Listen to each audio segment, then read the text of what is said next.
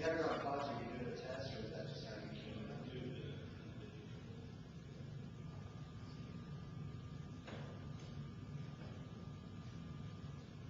You don't have to positive at it. No.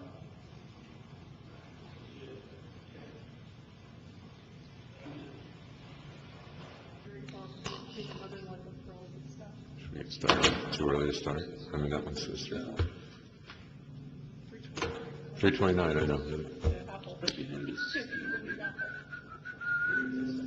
I'm ready. Bracelet or something over here. Okay. Council meeting for June 21st, 2017. Roll call, please.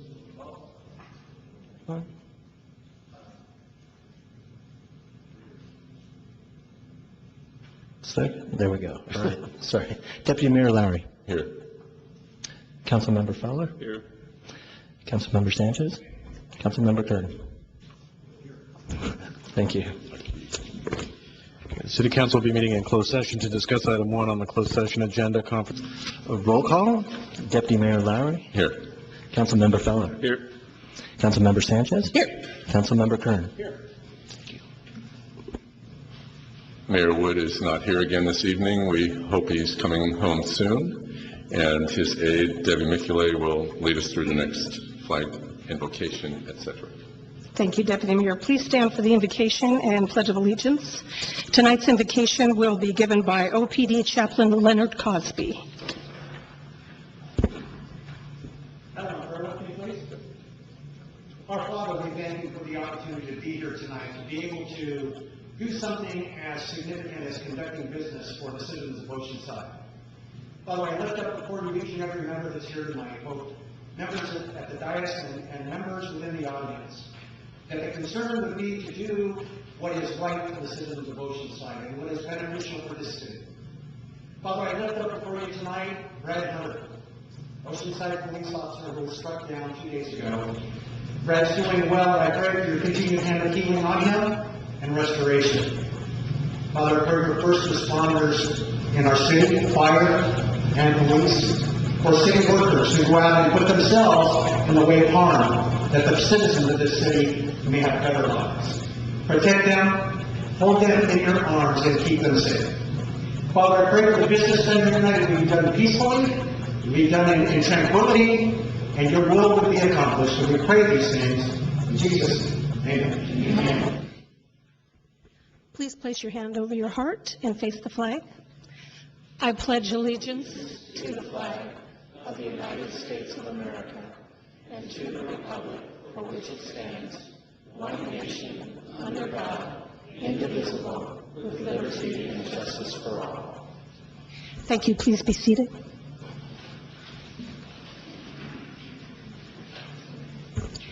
Next, we have a proclamation for our National Parks and Recreation Month. Eileen Turk, Division Manager for Parks and Recreation, please come forward.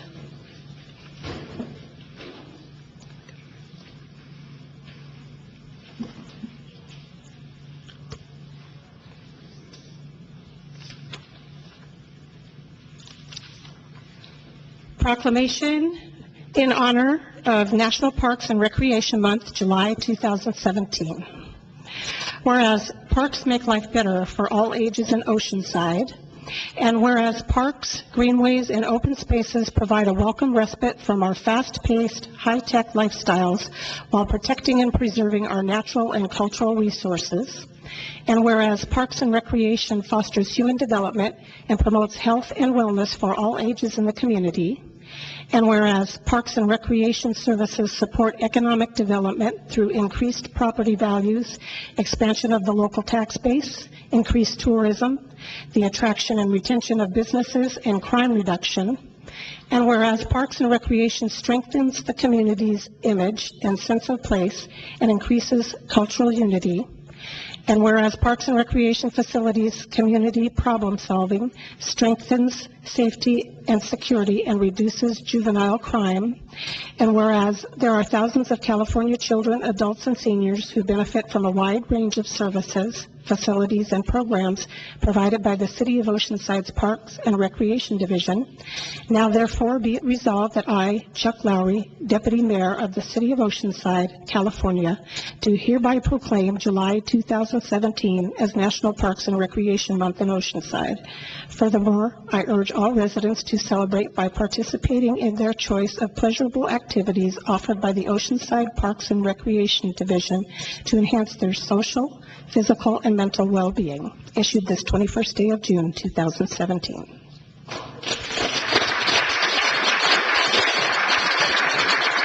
Thank you. I would just like to take a moment to introduce two of our Park and Recreation Commissioners, Tom Frankham, our President, our Chairperson of Oceanside Parks and Recreation Commission, and Mark Donor. And please check out the website, oceansiderec.com. We have a ton of fun events going on this summer, and don't forget, July is Parks and Recreation Month. Have fun. Thank you, Chuck.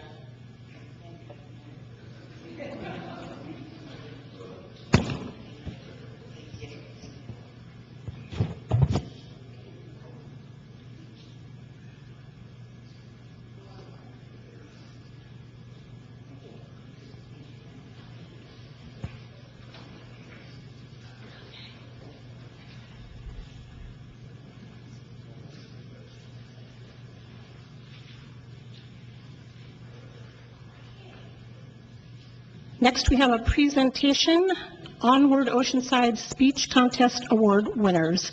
I believe we only have one that was able to be here tonight, and if I could ask Russ Cunningham, City of Oceanside Principal Planner, and Venus Johnson, third place winner from Oceanside High School, to please come forward.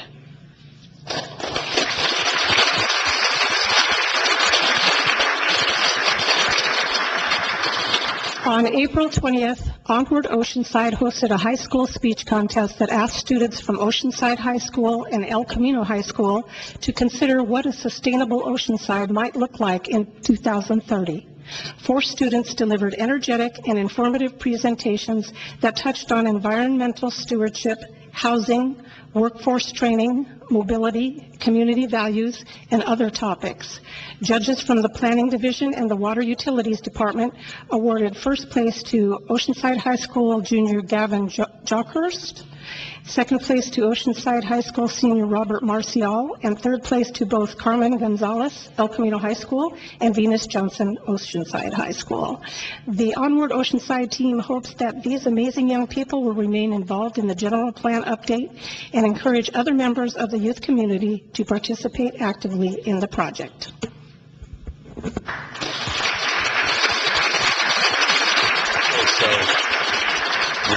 You want to speak? Say yes. Sure. Hello, everyone. I just want to thank Russ Cunningham and everyone else on board for Onward Oceanside for giving me this wonderful opportunity and highlighting and magnifying young people who are ready to make a change in Oceanside. So thank you, guys.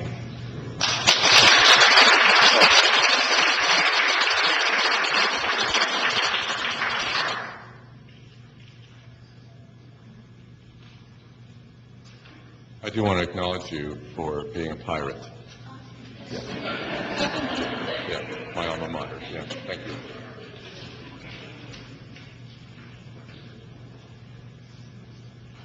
Next, we have a presentation for North Coast Church Day of Service recognition. Will the following members of North Coast Church please come forward? Are they all here, Eileen? Okay, so we have Brian Woodward, Steve Deersing, Kelsey Sass, Emerson Grimsby, Ken Keisel, and Mark Patnode.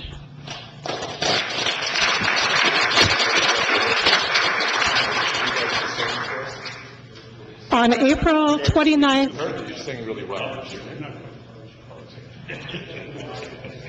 On April 29th and 30th of this year, parishioners from North Coast Church selflessly volunteered their time and completed several projects for the Tri-City community. Included in the projects were replacing subflooring at Heritage Park, interior painting of the Country Club Senior Center, repairing restrooms, painting, window repair, and landscaping at Crown Heights Resource Center, and painting, power washing, and cleaning carpets at Libby Lake Community Center. 2,266 4-hour volunteer shifts and 9,064 services hours were completed by these amazing individuals. Please join me in expressing gratitude.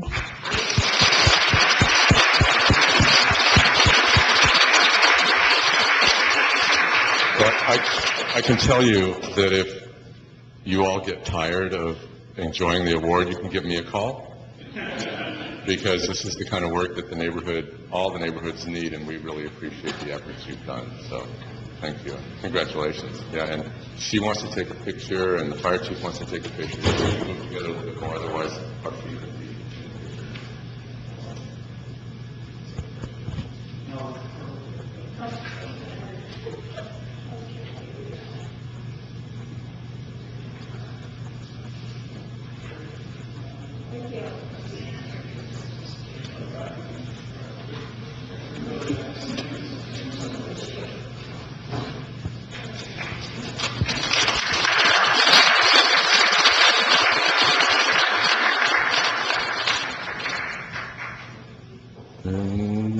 Next item, closed session report. Thank you. The City Council met in closed session to discuss the status of labor negotiations with the Oceanside City Employees Association and the Oceanside Police Officers Association non-sworn, and there is no reportable action on that matter. Thank you. Thank you. And then the consent calendar, anything?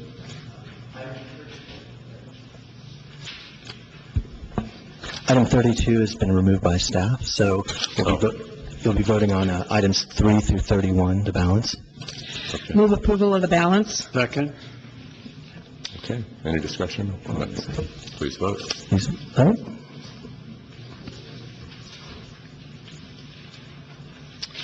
Passed 4-0. Item number 33.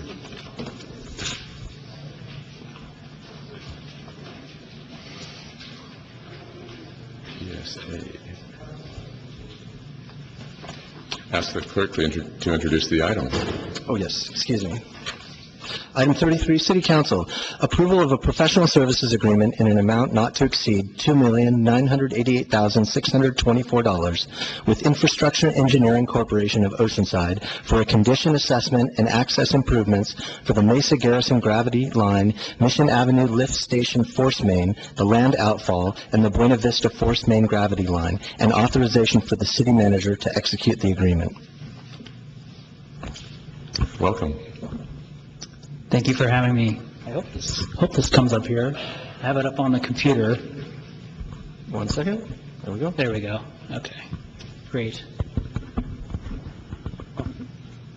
Well, good evening, Honorable Deputy Mayor, council members. I'm Greg Kepler with the City of Oceanside Water Utilities Department. And we have for your consideration this evening the item to approve a professional services agreement with IEC for the condition assessment of 3 of the city's large diameter pipelines. They include the Mesa Garrison 24-inch gravity line, the 24-inch land outfall pipeline, as well as our 42-inch Buena Vista Force Main gravity line. To give you a little bit of background on this project, the city maintains a system of large diameter pipelines which collect wastewater from throughout the city.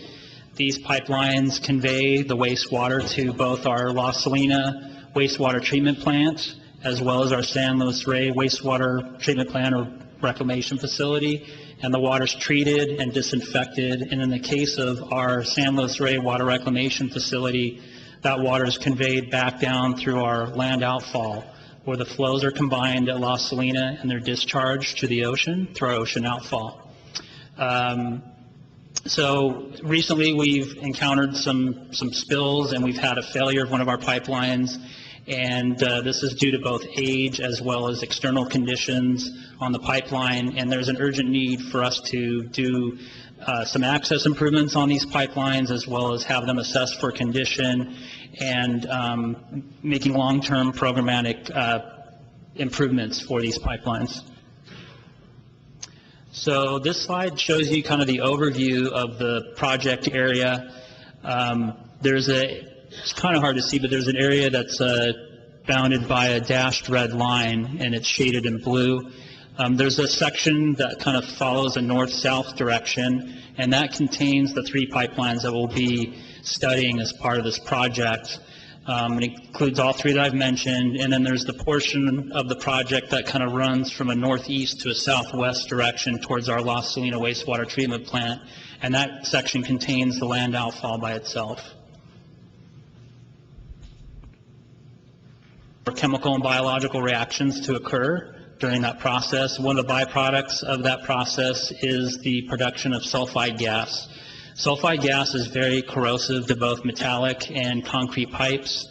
This image here highlights that happening. This is our Mesa Garrison 24-inch line. What tends to happen is it's actually the portion that is not in contact with the water. It's the gas that gets trapped in the upper portion of the pipe, causing the corrosion. And in the case of the Mesa Garrison line, you might recall we had a failure of that line about 2 years ago where we had to declare an emergency and repair that pipeline. And this is the result of corrosion due to hydrogen sulfide gas. In addition, the soil conditions can also affect the performance of the pipeline. And so with that, knowing that there's an urgent need to have these pipelines assessed for condition, we issued an RFP. The RFP was issued to 11 consulting firms and all the Oceanside firms. Their scope of work contains requirements that they perform the condition assessment. It includes basically providing new access points into these pipelines so we can launch technology to assess the condition. Some of those pipelines will actually measure the remaining pipe wall thickness in the pipe. It's able to detect leaks in the pipe. Some of the other things they're going to be required to do are, bear with me here, let's see. They're in an amount of $2,988,624 for the condition assessment of our 3 very important pipelines. And with that, I'm happy to take any questions you might have. Very good. Thank you. Just have a seat at the sidebar. Councilmember Sanchez. Thank you. Well, this is very critical work that needs to be done, so I'm going to go ahead and move approval. Thank you. Is there public on this? No public. Okay. I'm going to second, but I do have a couple of questions. Please. Am I up next, or is? You are. Okay, thanks. I remember last year when this thing we started on this, and then we couldn't find a good piece of pipe to connect on to, and it kept running up the hill. Are we looking at that again? That this is bigger than we are initially thinking? That is a possible outcome, definitely. We don't know, and that's the reason why we need to get in there and do this work. But that is a possible outcome. We think when we had the Mesa Garrison failure that we addressed all the immediate issues. We weren't able to do the work that we really needed to do to inspect the remainder of the pipeline, and that's the reason why we're doing this project now. Okay, and then where is this in relationship to those new homes going up on Mesa? Those are Mesa just to the west? To the west, correct. Of Fusat, right? West, yeah, it's west of El Camino Real. East of Fusat. Fusat, west of El Camino Real. So the main corridor that we're going to be studying, it generally follows, if you're familiar with the SDG&E overhead power lines, our easement essentially follows that SDG&E easement. So most of the work will be contained within that easement, with the exception of the land outfall. A portion of that will be assessed for condition in Oceanside Boulevard, all the way down to the Los Salina wastewater treatment plant. And then how much is going to be in the roadway? How much is traffic going to be disrupted? Probably 80% will not be in the travel right away. It'll be within the easement. Oh, okay. Well, good. Thanks. Did I second that already? Yeah. Okay. Yes. Yeah. We're good to go. Okay. Jeff? Yep. Please vote. Please vote.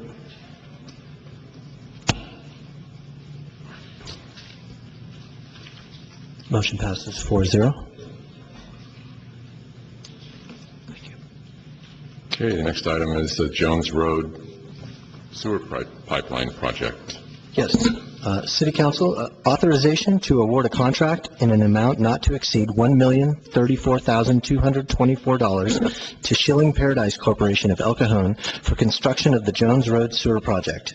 Approval of professional services agreement in an amount not to exceed $15,898 for engineering support services during construction of the project, and authorization for the city manager to execute the agreements upon receipt of all supporting documents.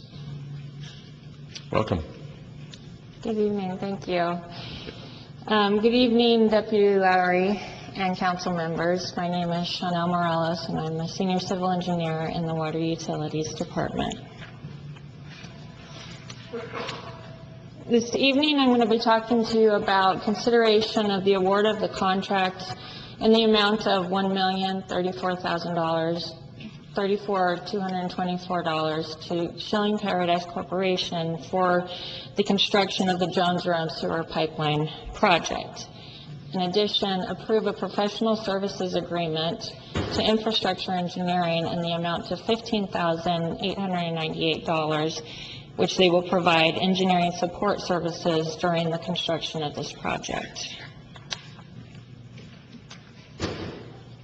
There's currently an existing 10-inch sewer line that receives flow from the local nearby businesses, including Hydronautics, Sabra, and TE, connected to discharging up to 500,000 gallons per day. They are considering doubling that discharge, which is why we need to be able to provide the sewer system for them to be able to discharge and increase that capacity. All these users have paid capacity fees to reflect the current and planned manufacturing discharges. However, like I said before, the current sewer is not large enough to handle those increased flows. Here's a map showing you the location of where the sewer pipeline will be located. It's all along Jones Road, between Via Del Monte, and will lead into the Roymore lift station. It's approximately 1,200 linear feet of 15-inch PVC sewer pipeline, and will include about 9 manholes as well.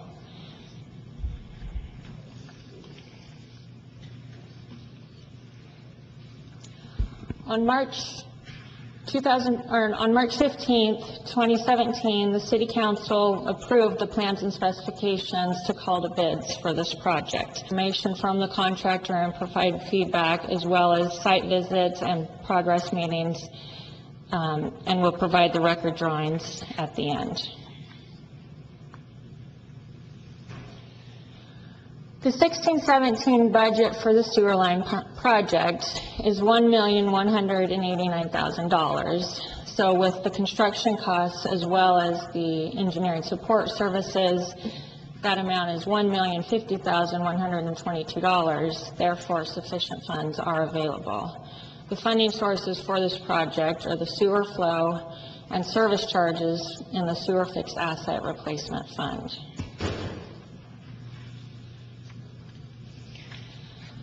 With that said, staff recommends award of the contract amount of $1,034,224 to Shilling Paradise Corporation for the Jones Road Sewer Pipeline Project. The funds that are being used are funds that have already been paid in by these companies. It's not, for example, it's not being subsidized by ratepayers. Is that correct? Councilmember Sanchez, Honorable Deputy Mayor, and Council Members Carrydale, Water Utilities Director.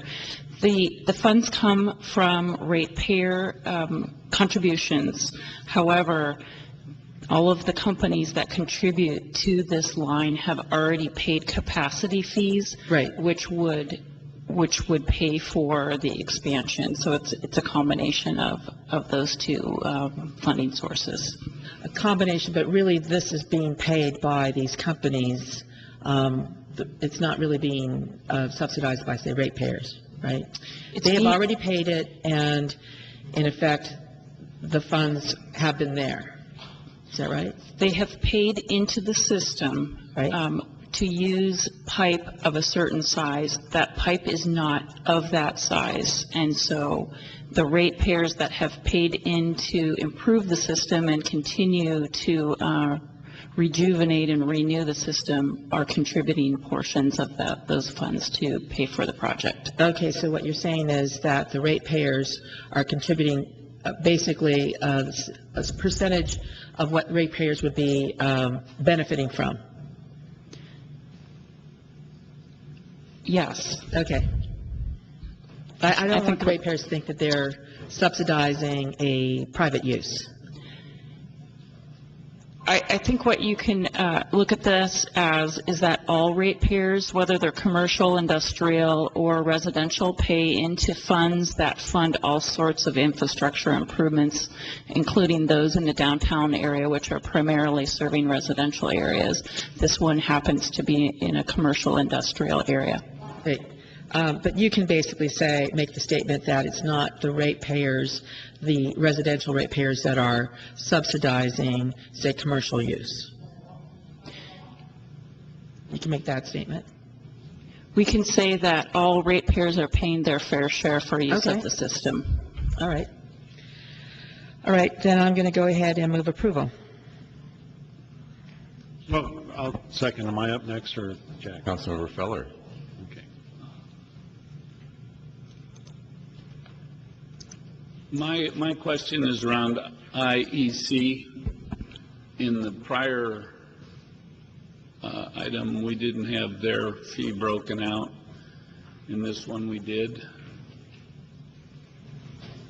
What is? I can't find it in my backup either. So, do you know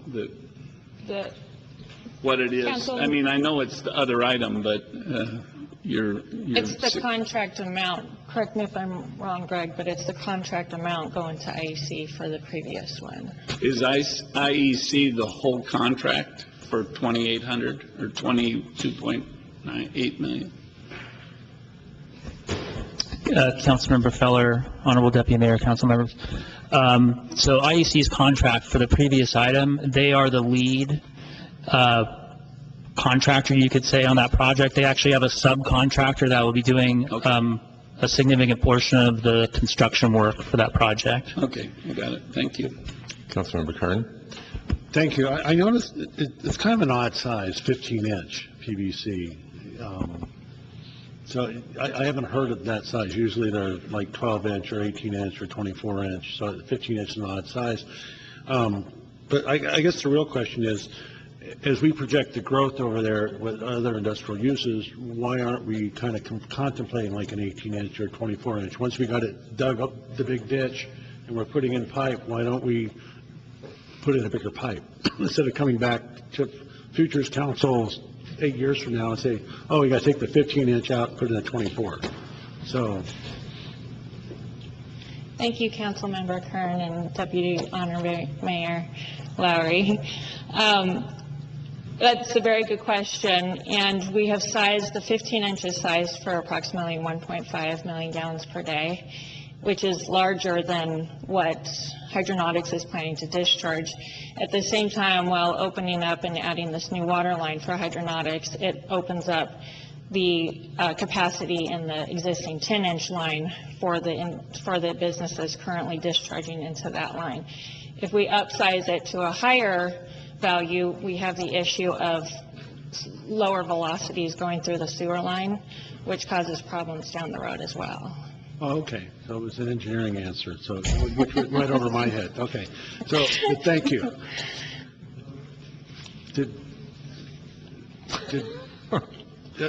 Is there Councilmember Sanchez made a motion? There was a second. Did I second it? Oh, okay. You don't remember? I don't remember. Okay. Well, please vote.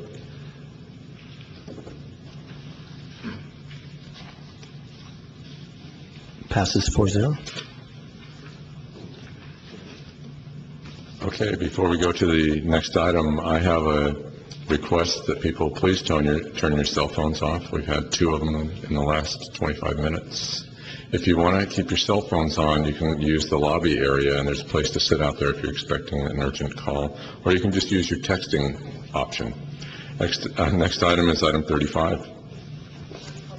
Oh, it's a public hearing item, sorry. 41, second reading of ordinance. Thank you. Item 41 is the adoption of an ordinance of the City of Oceanside amending Chapter 20, Sections 20.11 and 20.12 of the Oceanside City Code relating to loitering on public ways, loitering for drug activities, and loitering inside or within 15 feet of public restrooms. Move adoption. Second. Any public? No public. Councilor Sanchez, we're just voting. Okay, go ahead and vote. Here we go. Thank you. Passes 4-0.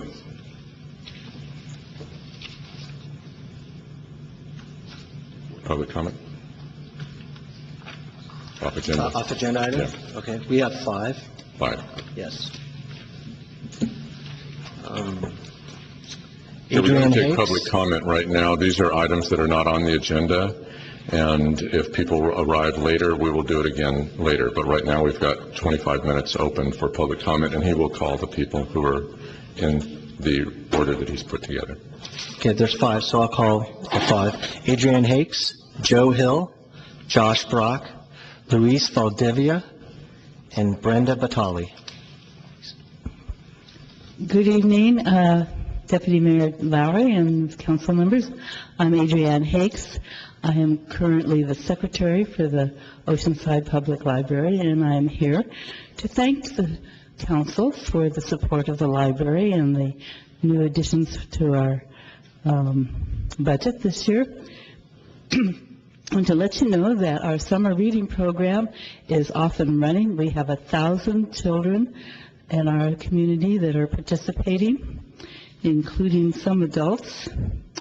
Although I haven't signed up yet, I've been busy moving. Families are invited to the Mission Branch this Saturday for a 2 p.m. program called Artie Looney Magic Show.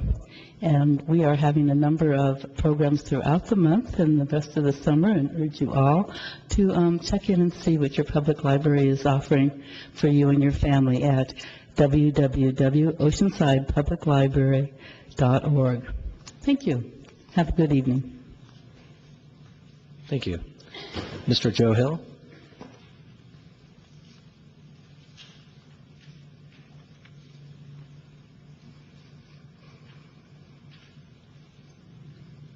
Good evening, Deputy Mayor and council members. My name is Joe Hill. I've lived in Oceanside for 18 years, and I love my city. And I'd like to make a passionate plea on the part of the citizens, and hopefully everyone in this room and everyone I know, that the city council and the deputy mayor and the mayor would publicly and politically denounce and condemn the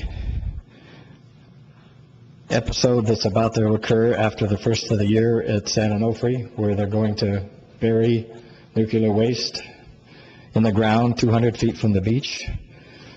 I think it behooves us citizens of Oceanside, since we're the next city down from San Onofre, that if something ever happens, we have a real problem. And I think it's our civic duty, and we're counting on the city council representing the city of Oceanside to at least talk about this, get in touch with whatever method that you guys use to talk to the supervisors, the county supervisors, our elected officials in Washington, the governor, the national, the Nuclear Regulatory Commission, and Southern California Edison, and the Coastal Commission.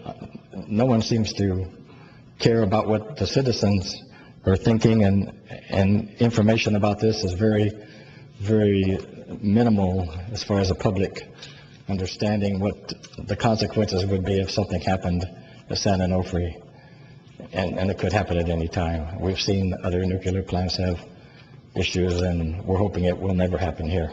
Thank you for your help. Thank you. Well, Yeah. Deputy Mayor, I just want to say I'm on the community engagement panel for the decommissioning of Santa Onofre.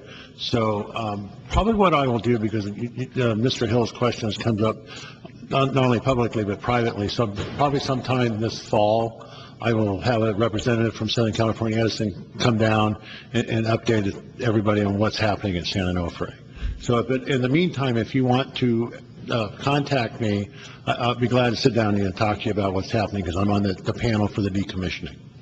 Yeah, it appears that there's some... Yeah, Come and talk. Yeah. If you want to get my card. Thank you. Mr. Josh Brock. Thank you. Thank you. Good evening, Deputy Mayor and City Council. My name is Josh Brock. I'm the Director of Market Development for Renovate America. We operate the Hero PACE program, and I'm here tonight just to give you a quick update on what the program has been doing in your community, as well as some changes we've been making to the program since we launched in your city a couple years ago. I also believe the clerk was kind enough to distribute just a small packet of information, which highlights some of the information. There we go. That I'll be talking about today. Pardon me. With that, just some updates on what we've been doing in your community. Since launching, we've helped over 830 homeowners make improvements to their property to the tune of over $20 million. Those improvements have helped create over $35 million in local economic development, as well as helped create or retain over 170 jobs in the community. And just to translate that to specific impacts, those installations have created more than 1 megawatt of local distributed solar across your community, as well as save over 100 million kilowatt hours of energy and reduce 28,000 tons of carbon dioxide through those improvements. And just a quick touch on some changes we've been making to the program, as well as some state-level statutory changes. Last year, we worked with the California Association of Realtors and other groups to pass Assembly Bill 2693, which put mortgage-level disclosures into the PACE statute, requiring all PACE providers to provide a significant level of disclosure and additional consumer protections to everyone who uses the program. We're also working this year to pass additional legislation that will make further changes to the PACE statute to increase consumer protections and disclosures in the program. Now, I just wanted to take a moment to talk about a couple things we've been doing, too, in particular, that I think would be of interest to you. One of them is we've recently implemented a new contractor quality rating system. As you may know, contractors are the primary vehicle to which consumers become aware of the HERO program.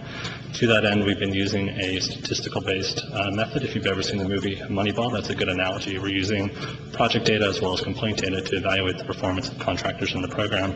It allows us to promote and highlight good-performing contractors that are doing right by their constituents, as well as find contractors that are underperforming or not living up to the standard of our program. We work with those contractors to either help them improve, and if they are unable to do so, we suspend or terminate them from the program. And we've done so with over 80 contractors and over 100 individuals in the program. This new quality rating system builds on our years of working to improve the home improvement marketplace, and no other form of financing offers any protections like this. And finally, with these last 20 seconds, I just wanted to highlight one last change. We are now implementing a system where everyone who comes through to use our financing, before they send any documents, they get a live recorded call from us that helps them make sure that they understand the terms of the financing, how the financing works, how it's paid back, as well as an active understanding of what the project is, so that we know that there's 100% transparency. Thank you for your time today, and I appreciate it. So, Mr. Brock, I have a question. If you would, first of all, pull the microphone back up there, because this is being broadcast on television in addition to us in the room. You got it. So, would you just state in like 60 seconds what the program really does? Yes, my pleasure. So the HERO program is a form of finance that allows property owners to make energy and water saving improvements on their property, and they pay it back through their property taxes, would be the quick. So you're financing property improvements that will benefit the people who live in the home, and it goes onto their property tax. Instead of having to get a loan on it, essentially they can have it rounded into what they've already got going on with their property. Correct. Yes, sir. So how do people contact you? Through the city, or?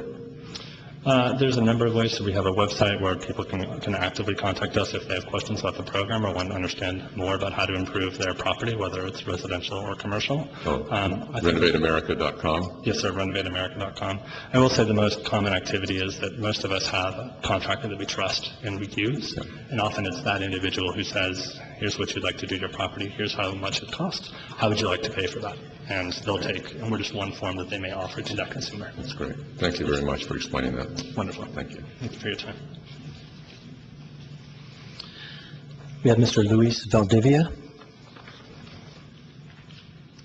Good afternoon. Thank you for the opportunity to speak. My name is Luis Valdivia, and I'm the Multicultural Marketing Specialist at the Del Mar Fairgrounds, and I'm here to invite the City of Oceanside to the San Diego County Fair. We are actually halfway into our season. Today marks the start of our second half, and we are very happy, very excited. It's gone very well. I would just like to share with you a couple of the things that we have going on. Of course, it's a San Diego tradition, San Diego institution. We are very proud of our multicultural festivals that we have during the fair. We had a very successful Asian festival on the first weekend. We had Out at the Fair, which is a celebration of the LGBTQ community, on the second weekend. Of course, we have our annual Gospel Festival, which would take place this Saturday. We have a Hispanic Day every Sunday with Mexican and Hispanic entertainment. And of course, we are very well known for our unique food. We have a number of offerings, but my favorites this year have to do with bacon. So we have bacon-covered asparagus, bacon-covered Brussels sprouts, bacon-covered cactus. And I just tell my friends, if you don't watch out, you will be bacon-covered as well. So rides, food, fun for the entire family. Of course, our theme this year is Where the West is Fun, which is why I'm wearing this funny hat.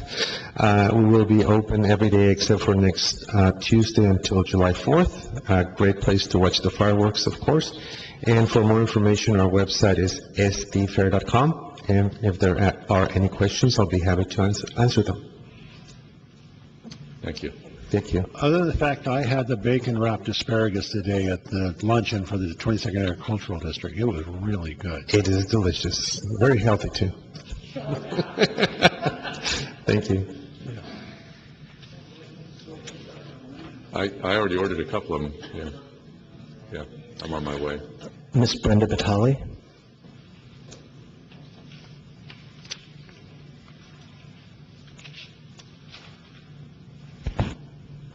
My name is Brenda Batali, and I live at Oceanside Terraces, 301 Mission Avenue.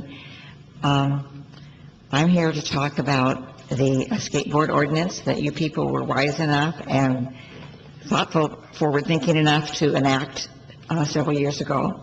But the problem is it's not being enforced. We live kitty corner from the Pierview South program that's going on. There's only one sidewalk, and that's on our side of the street, that people going from the parking garage to the businesses, to the theater, to the library, every place, are using that sidewalk, as well as many, many skateboarders coming from the transit center. It's become very dangerous for the skateboarders, as well as we have elder citizens, we have people with strollers, we have people with dogs on leashes. It's quite a challenge, and I think it's for the skateboarders, it's a challenge because they like to try to weave in and out.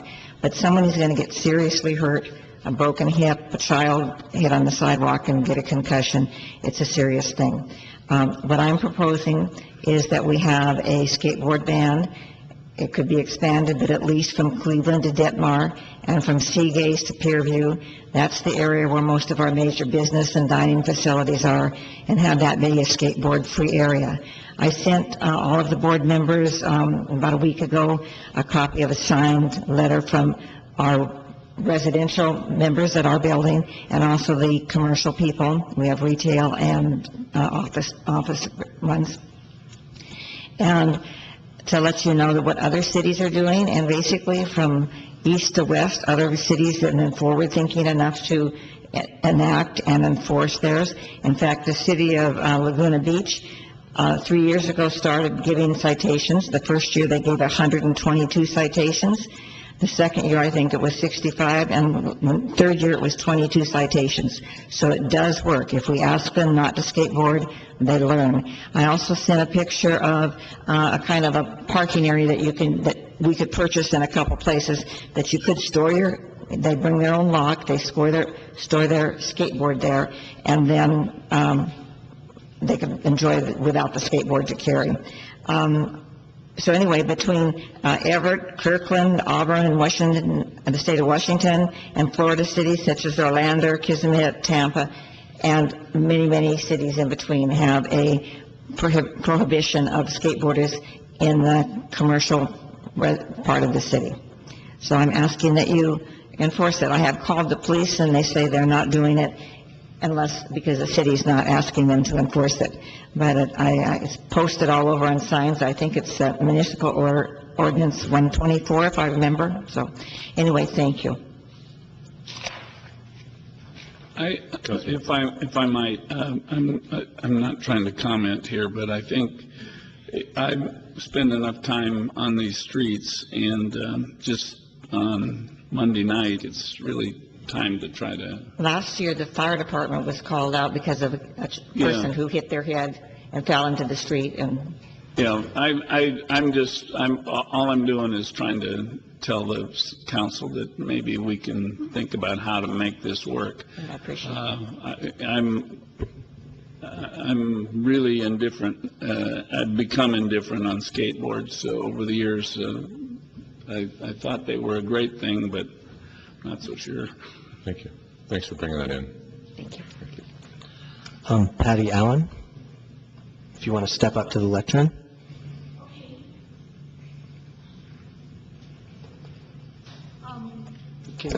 Good evening, council people and everybody attending. My name is Patty Allen. I'm pretty nervous right now, but I am a senior citizen. I am here to I have a complaint about the Section 8 department in Oceanside. I've been here for about 8 years. I applied for Section 8 when I was in San Diego about 10 years ago, or 8 years ago, I'm not quite sure. But anyway, my Section 8 came up last year, and I applied. I went to the meeting and everything, and just like 2 weeks before I got the letter from the Section 8 department in San Diego, I got a job, a little part-time job at a tax company in Carlsbad. I've since been laid off. I was laid off April 20th of this year. But they told me that I made too much money. I made too much money to qualify for Section 8. And that's not true. That's not true. To qualify for Section 8, your annual income has to be $29,750 or less. In 2016, I only made $24,862, and then I worked until April of 2017, and between January 1 and April 20th, I made $3,008.90. My complaint is the way that Section 8 qualifies people. I am a senior citizen. I am 64 years old. I am on total disability. My monthly income is $1,533 per month, and I have to live on that. I live by myself. I have no husband, no ex-husband, no children, anybody to help me with anything. And my rent is, right now, it's $1,050, and then I have, I have telephone, SDG&E, Cox Communication, and a car payment on top of all that. So we're going to give you a phone number of our Director of Housing Services, and that's where that goes. We can't talk about the item because it's not on our agenda, but I emailed everybody. It should be on your agenda. we don't have, the agenda items are posted 3 weeks in advance of the actual final draft of the agenda. So should I come back again? Because We will have this director get a hold of you, or you can call her. We're giving you the phone number. Ma'am, Section 8 is federal law, and you are going to be given the name of our housing director, and I've already talked to that housing director. The way that they are qualifying Excuse people me. is not correct. Excuse me, Ms. Allen, you've had 3 minutes to present your case, and that's what you're allowed to present. I need more than 3 minutes, sir. Well, then you're going to have to schedule an agenda item for the future and speak to the housing director. So what I've done today is not doing any good. Our standard policy is to allow 3 minutes to speak on the item and present your case for a non-scheduled off-agenda item. actually, the members of the public can't schedule an item on the agenda. They cannot. They can speak on items not on the agenda, but they can't actually add something to the agenda other than an announcement on items not on the agenda. Okay, I spoke to a gentleman named Tony yesterday. He told me I could be on the agenda. Deputy Mayor, members of the council, the Deputy City Manager and I will get with the speaker at our break here before we start the 6 o'clock meeting and explain our procedures and how we can help. That's great. So I can speak a little bit later? No, they're going to speak with you right now. Thank you. Thank you. Okay, let's take a break till 6. No, that's it. 5-minute break. Thank you. And thank you.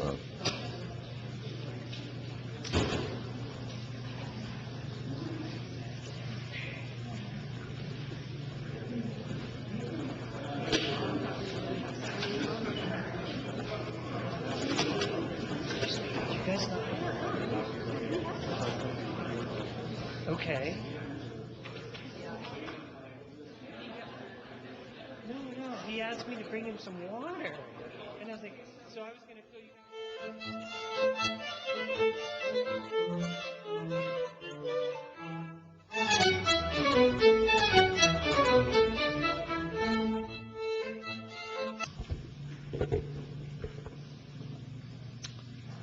Disclosures?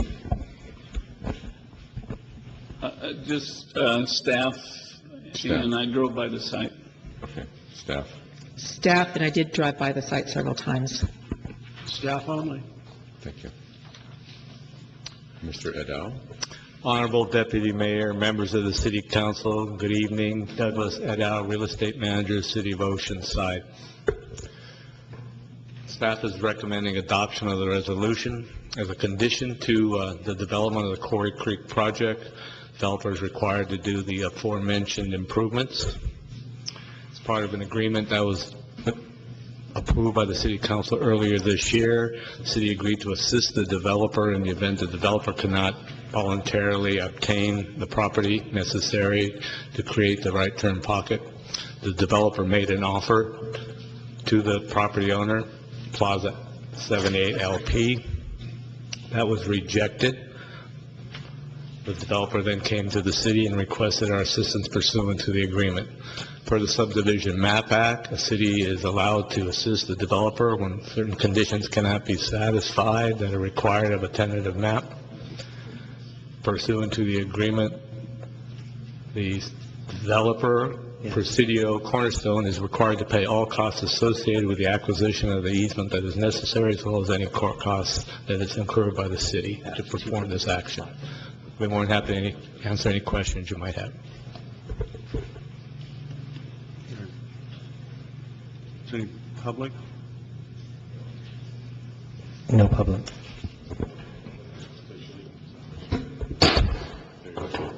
Councilmember Sanchez. Just make a quick comment before we go in there. So the public hearing is open. If you didn't turn in a speaker slip, now's the opportunity for you to be able to come and testify. So if anyone is here for this item, this is the resolution of necessity for item 35. Now's the time to speak. Thank you. Okay, seeing no one, Deputy Mayor, you can close the public hearing. With this thing again? Okay, public closed. Councilmember Sanchez? Thank you. And this resolution of necessity is basically a precursor to an eminent domain, the potential for going to court all the way to do an eminent domain. And this is actually based on the Carlsbad project that they decided to do right on the border of Oceanside, a very high density project. It was like over 600 units, and huge impacts on Oceanside in terms of traffic, in terms of roads, in terms of services. And as part of the city's involvement in this, just to be able to comment on the environmental documents, City of Oceanside actually requested that the developer make these improvements to be able to address the traffic issues. Since this is in Oceanside, then it would be Oceanside that would be making these, doing this action if there is no resolution in terms of the property owner. Obviously, the property owner was offered some money after there was a study done for the fair market value. So while I am very, very cautious about ever voting yes to proceed with something called eminent domain, that is taking property away from a property owner,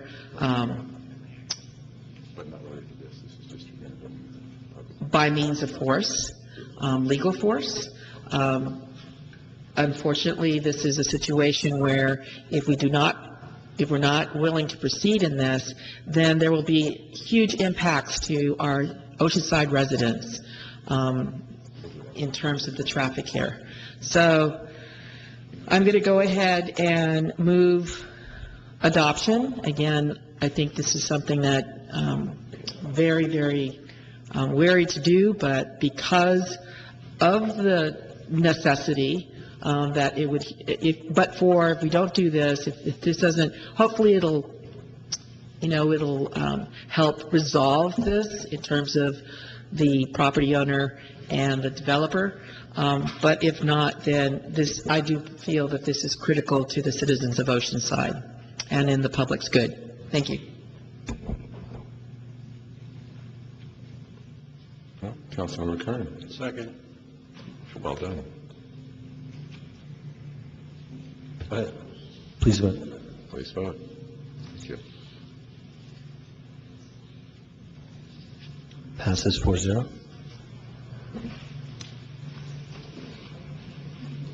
Item number 36. Item 36, introduction of an ordinance approving zone amendment ZA 17-00001 and local coastal program amendment LCPA 17-00001, amending Article 30, Section 3006 of the 1992 zoning ordinance and downtown zoning ordinance, and adoption of a resolution establishing the amended text of Article 30, Section 3006 as part of the implementing document of the local coastal program to revise accessory dwelling unit regulations in conformance with Government Section Code 65852.2. Open the public hearing. Disclosures. This has been staff and some public. Staff and public. Staff and public, including emails. Yeah, public comment and emails and staff. Okay. Sir.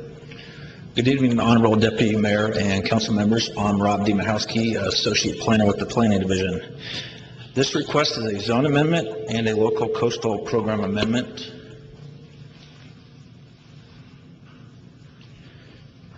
To amend Article 30, Section 3006 of the zoning ordinance and also part of the implementing document of the local coastal program to revise the accessory dwelling unit regulations in accordance with the government code.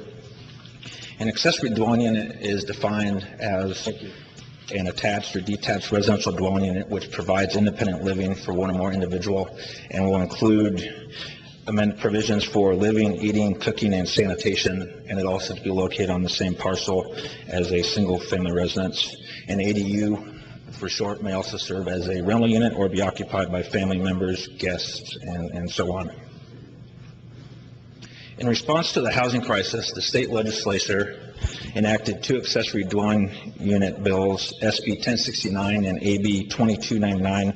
They went into effect on January 1st, 2017, and are intended to reduce regulatory barriers and costs, streamline approval, and expand the potential capacity of ADUs. The legislation made several key changes to the ADU law. Existing ordinances are null and void.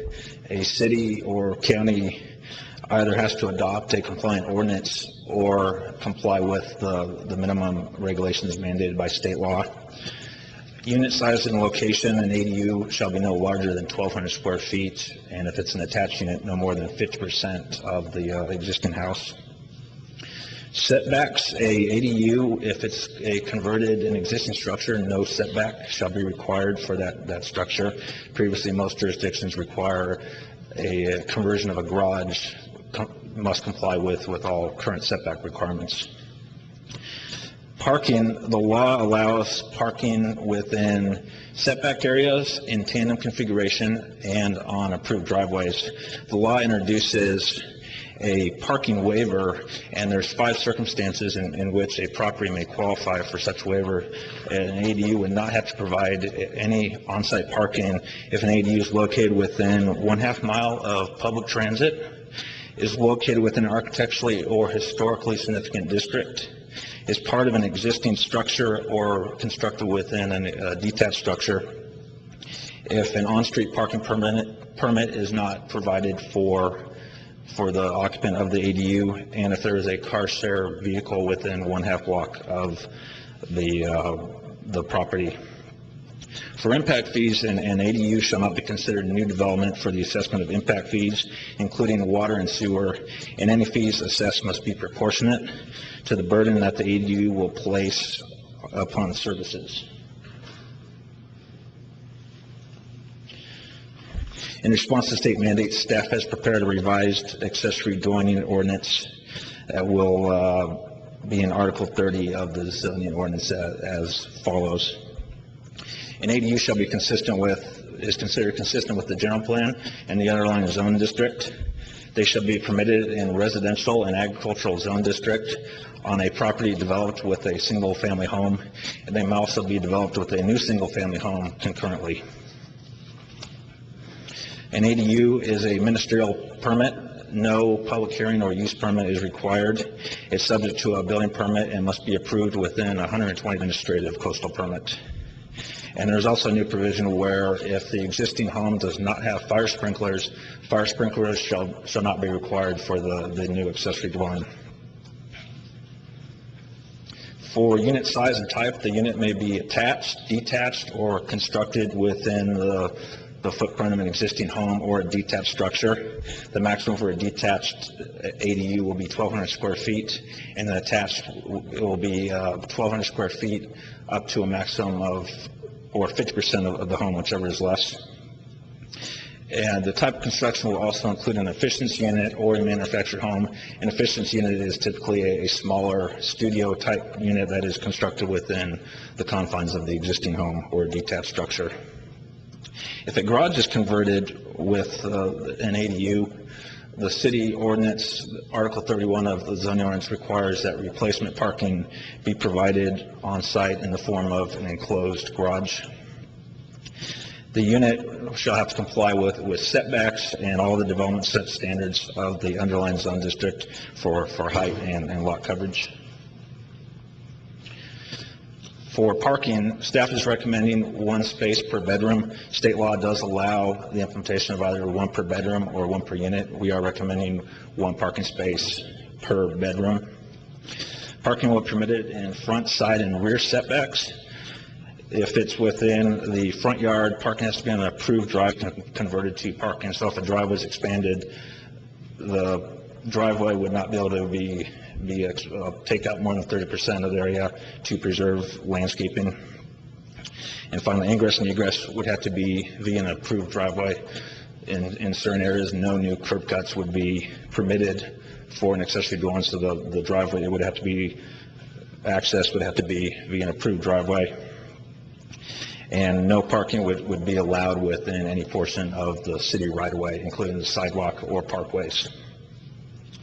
The state law includes a provision that if an existing garage is demolished, parking may be replaced at any location on the property in side yard, rear yard, or in tandem configuration. And for design, the ADU has to be architecturally compatible with the primary dwelling in terms of design, building materials, roof pitch, and exterior finishes to ensure neighborhood compatibility.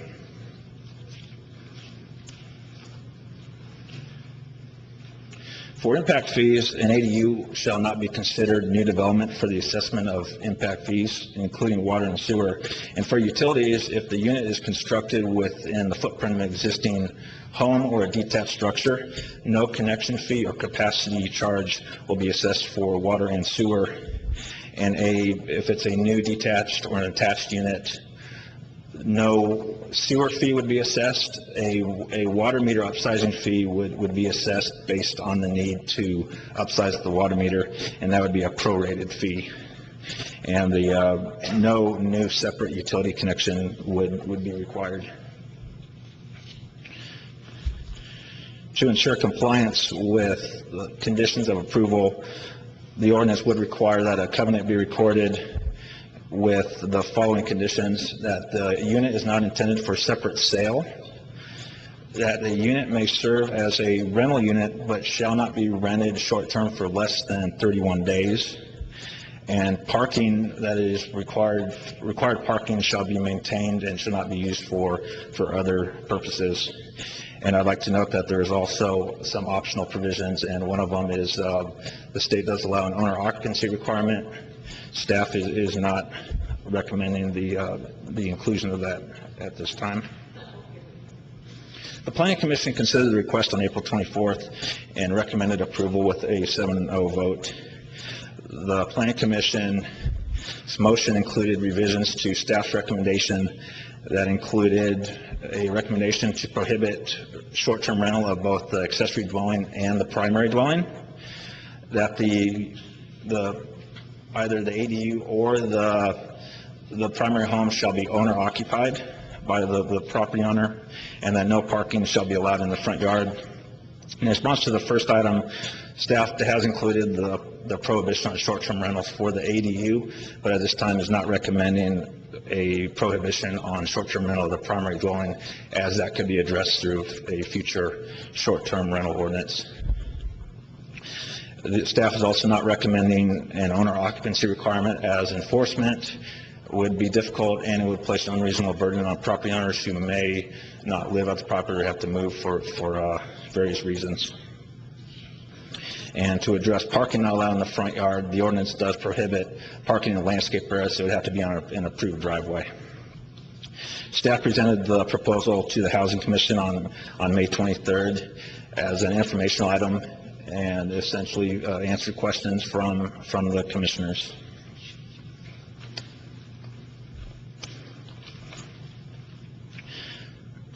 The revisions to the ADU law are intended to reduce regulatory barriers and costs associated with the construction of ADUs and to encourage the establishment of ADUs as affordable housing in California. This zone amendment will bring the ADU ordinance into compliance with state law and will also implement the goals and policies of the housing element by providing a source of affordable housing. And the ADUs will also be counted as part of the regional housing needs assessment, which is a state requirement. The ordinance will also, by including the optional provisions and the development standards, requirements of the local coastal program, to establish revised accessory dwelling regulations conforming to the provisions of Government Code Section 65852. This concludes my presentation, and I'm available for any questions. Thank you. I do have some questions. Thank you. Public? We have 4 requests to speak.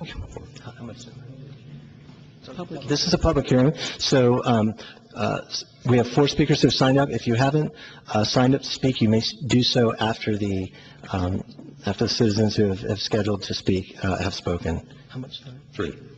And you'll have 3 minutes to speak, so once you've started speaking, you'll have 3 minutes. The yellow light will go on when you have 1 minute left. When the red light comes on, please wrap up your comments. Thank you.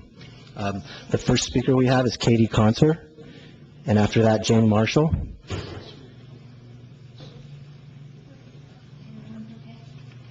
If you could adjust your microphone, thank you. Is that better? All right. Good evening, Deputy Mayor and Council. Thank you for allowing me to speak this evening. My name is Katie Conser, and I live at 4283 Alta Vista Court, 92057, with my fiance Adrian King, our almost 2-year-old daughter, and my mom, Cindy Conser. We're new to Oceanside, but I'm a San Diego native, and I know that this is where I want to raise my family. When we were searching for our forever home, we knew that we wanted good schools, a backyard, and a multi-generational floor plan. We ultimately decided on a lot large enough to accommodate an accessory dwelling unit or a granny flat, but we were shocked to find out from the planning department that this was going to cost us nearly $11,000 in impact fees. So to put that into perspective, we're looking at about $16,000 in building plan check and impact fees for a 1-person, 375 square foot granny flat that's intended to cost $80,000 to $90,000 to design and construct. The 375 square feet is about 15 by 25, or the size of a decent 1-car garage. Fees that increase the project cost by 20% strike me as disproportionate and out of line with the latest California ADU legislation. We're families, not a big budget developer, and these fees could make ADU projects cost prohibitive. It's especially concerning as the home is less than 15 years old and hefty impact fees were assessed at the time of the original build. As you know, SB 1069 provides that the fees can only be proportionate to the burden of the unit. And some city councils in the U.S. are voting to waive these fees altogether. I ask that this council consider the same. Consider what benefits can come from an increase in affordable housing. Consider the relief and improved quality of life that ADUs can offer to seniors, adult children living at home, and disabled family members. And consider the environmental impact of physically bringing our villages closer together. My mom recently retired, and she'll be our primary child care after my son is born and I return to work this fall. And I can't tell you how grateful I am that my kids are going to grow up with Grandma's house just a few steps away. I believe that by waiving the impact fees for ADUs, even on a temporary basis, and making them more accessible, that the city of Oceanside will set an example for other California cities and show that we support families of all kinds. Thank you.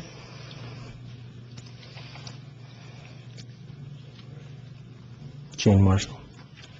Hi, good evening, everyone, council, community. My name is Jane Marshall. I'm a 32-year resident, avid volunteer, investor, and business owner here in Oceanside. Tonight I'm representing Oceanside Coastal Neighborhood Association, otherwise known as OCNA. We want to address the ADUs. First of all, before I begin, I want to acknowledge that staff has done a really good job because the way it's written is kind of vague. And I believe that much of what they've done is really good at refining it so that it works for Oceanside.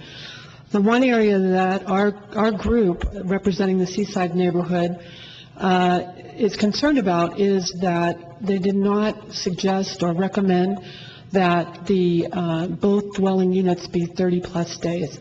This is significant, and I'll tell you why.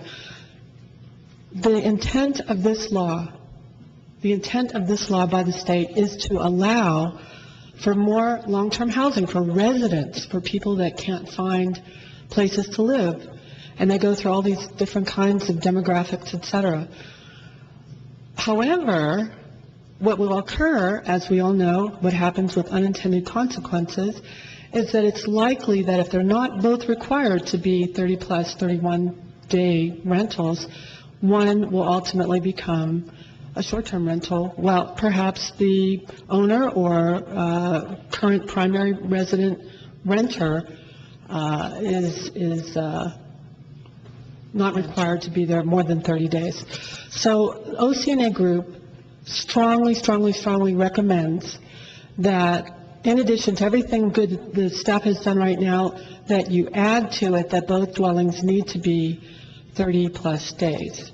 This will ensure that Oceanside is complying with the full intent of the state mandate and not creating loopholes for aggressive and inventive owners and others to take advantage of this unique and important mandate. Thank you. Thank you. Lisa Hamilton? Good evening, council members. I would like to also compliment staff on their including a number of revisions to this ordinance. I'm one of the people who'd like to take advantage of this granny flat opportunity because my house was built in 1928. I intended to buy it as a forever house, but having taken care of my sister in a wheelchair, I realized that I couldn't possibly live in that house in a wheelchair. That would mean that I could build a granny flat, and I'm a granny, behind the house that would accommodate my developing infirmities if that happens. So I'm in favor of the granny flats. One thing that I really would like you to pay close attention to is the question of parking. And staff did recommend no parking in the front yard. I strongly recommend that you put that in the ordinance because we already have people parking in their front yards. And if it isn't a strong part of the ordinance where people will say, oh, well, I can park on the, unfortunately called, parking strip between the sidewalk and the yard. If you put the ordinance, the no parking in the front yard, regardless of the fact that there is an approved driveway in the ordinance, then we have some way of calling code enforcement and saying these people are parking in the front yard. If it's not part of the ordinance, then there's no grounds for calling code enforcement and having a chance of them coming out and enforcing that. It will change the whole look of the neighborhoods if people start parking in the front yard, and a lot of people do want to park in the front yard in other parts of town, and I would hate to see that happen in Seaside, where currently no one's parking in the front yard. Thank you. Thank you. Joan Bachman?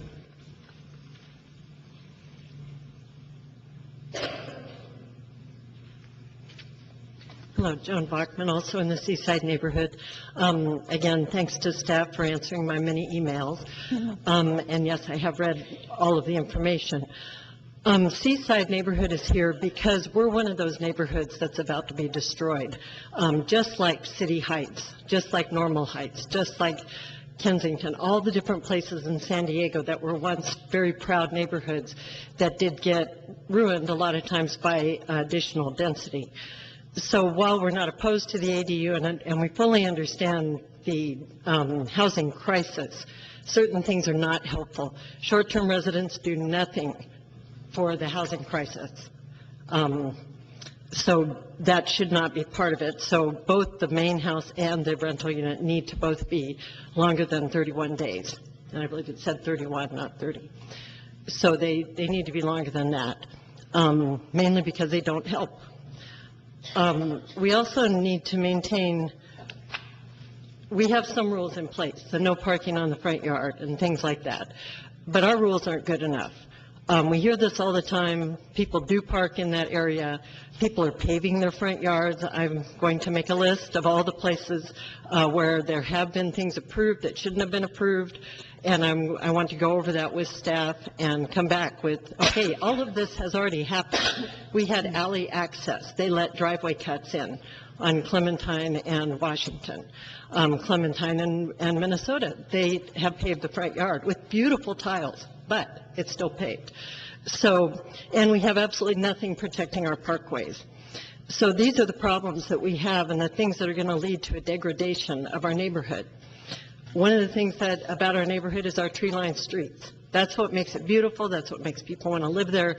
And also having those sidewalks that go down with no driveways makes it perfect for raising kids. I raise my kids there. It's a wonderful place. It's very safe. They go up and down the sidewalk. They can play in the front yards. And to have driveway cuts is a real problem. So I want you to use creative street parking strategies to increase landscaping and at the same time do traffic calming. We have a great opportunity here to put more teeth into the parkways, which nobody can find a place for me to do that. I've been asking staff for a very long time about that. I would like them in this ordinance that is an important part and cannot be breached because they occur where there are alleys. So all parking should be on the alleys. And anytime someone does one of these, rather than letting them have the existing driveways, we should be healing that parkway. They should be moving toward the alley for any required parking, not in the front at all, and we should be healing the breach. So please put some creative strategies into this. Thank you. Thank you. CM Rocco?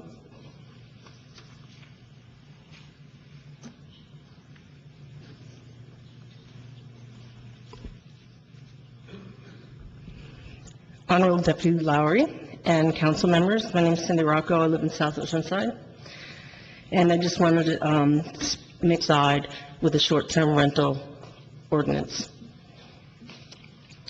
Also, I have a huge concern about the parking, and I understand outside of a transit stop that it can be, there would be one parking per one bedroom. These can be as large as 1,200 square feet, which is bigger than my house, which is only 2 bedrooms, and this could obviously be 3+ bedrooms. If the owner decided not to, the owner's current house was decided to be made the ADU, then what we would have is, and they would bypass the parking requirements net, is that, hang on one second. Let's say it is near a transit stop. Then you could have a 3-bedroom unit, and that would be not 3 parking spaces, that would be 0. So obviously there will be a huge net impact to the parking within the neighborhoods. Also, I think that we should clearly define transit stops.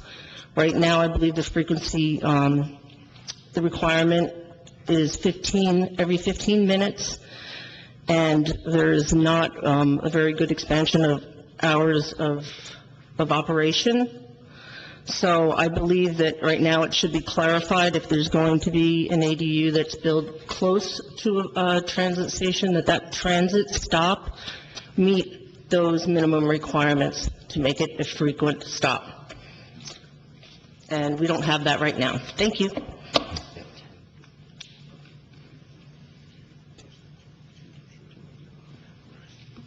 Thank you. Donna McGinty?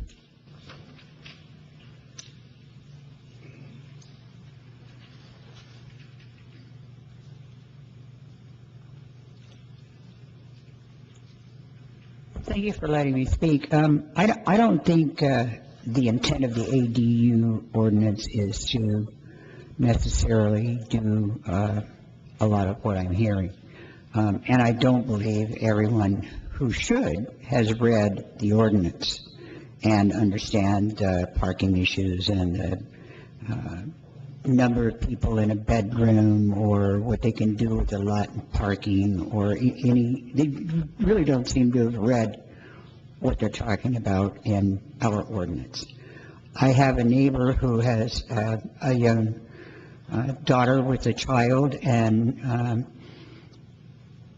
is thrilled to death because they can add an ADU unit on young working mom's opportunity and put it on their own property and live in a home where they can share their lifestyle and costs with their own family. And I think that's what the intent of this is, outside of providing some well-needed low-income living area for not just anyone, but particularly I think it's an interesting aspect for family And some of them are additional income opportunities for folks who are in fixed incomes, and I think that's a great opportunity as well.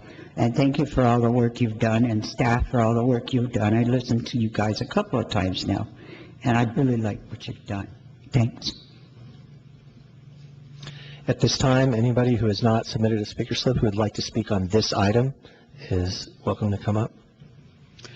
Deputy Mayor, council members, Jimmy Lot 127, Sherry Lane. First off, I want to thank staff. You did an excellent job taking and bringing this forward to the public and hearing what the public has said, especially clearing up issues with mobile home parks and RVs, saying that they will not be considered as ADUs. And I thought that was very good. Thank you. And second thing is that as an example, at the Del Mar concert this last Friday, concerns were voiced to me about the number of people in these ADUs. Will that be considered, or will they just be overloaded? Utility capacity issues. Has that, or will that be considered? Another issue that was brought to my attention, not there but elsewhere, was increased impermeability index and that effect on the watersheds and that downstream flooding risk. Will that be increased because of the excess building, taking and paving over, building over land that will take and normally drinks us down to the subterranean area? That was brought up. Another issue that was brought up that I thought was really good to me was other communities are thinking about developing ADU clusters to take and address homeless issues. Is this something that we may want to consider? And an issue that was brought up in a different situation and a casual conversation was about transit stops. If you compare transit stops now and offerings and frequencies here in Oceanside alone, in the last 25 years, we've had a 70% drop. So whatever is being considered now, if you're taking those figures and working with those figures now, like if we took those figures and look at those plans that we made years ago, 25 years ago, they're not valid now. Would this be reevaluated on a yearly level? You know, this needs to be looked at in what is a transit stop now as compared to the future. Because a lot of our plans that we made 25 years ago are not valid now, but we're still going and using them. Thank you. Thank you. Any other speakers on this item? Deputy Mayor?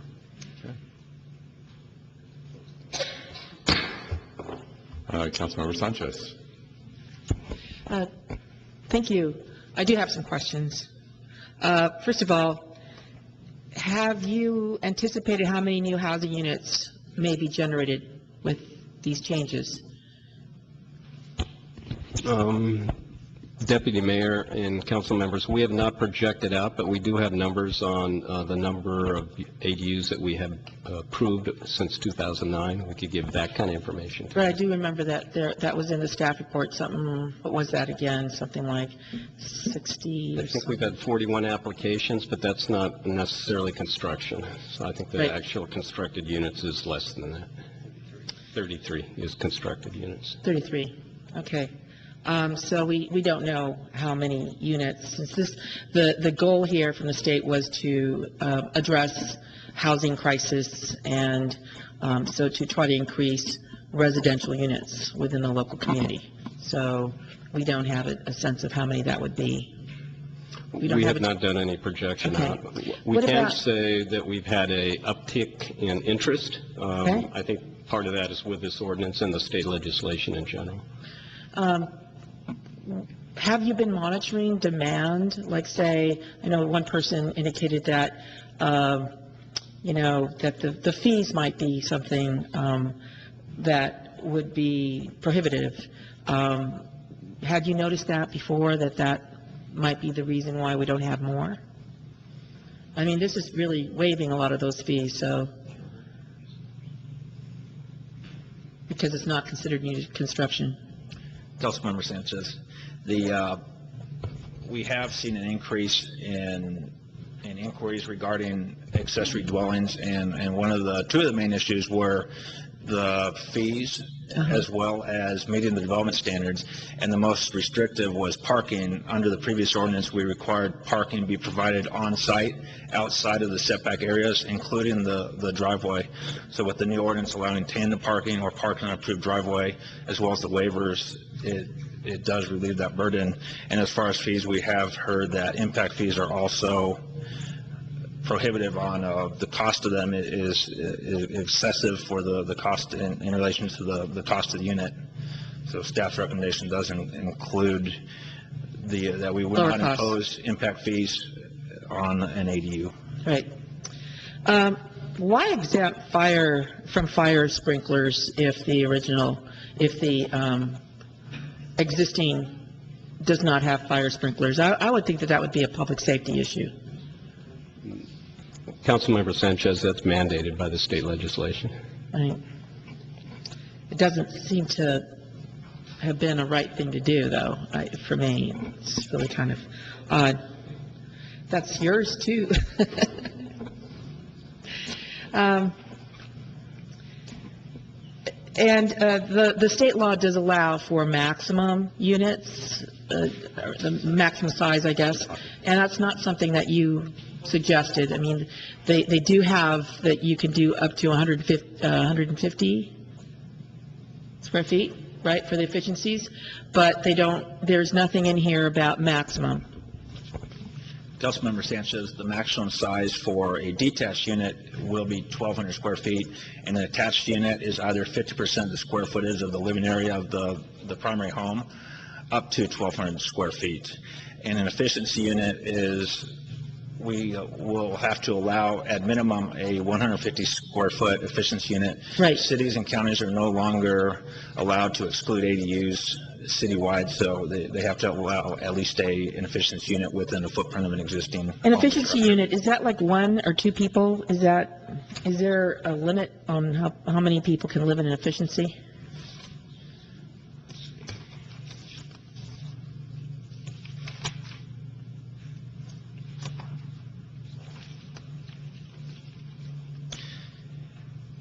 Yes, Councilmember Sanchez, the efficiency unit is defined by the Health and Safety Code and is permitted for occupancy by no more than 2 persons. Okay, thanks. Councilmember Sanchez, to follow up on your question about the size limits, there are size limitations in our ordinance. It starts at the bottom of page 3, and most of it's at the top of page 4. Okay. It describes the square footage. Must have somehow missed that. Okay. There was a question about the fees, and I read the report basically indicating that because of state law, we're not going to be collecting certain fees, and so the permit fee is what we would be collecting, and that's something like, for the 1,200, I think it was, let's see.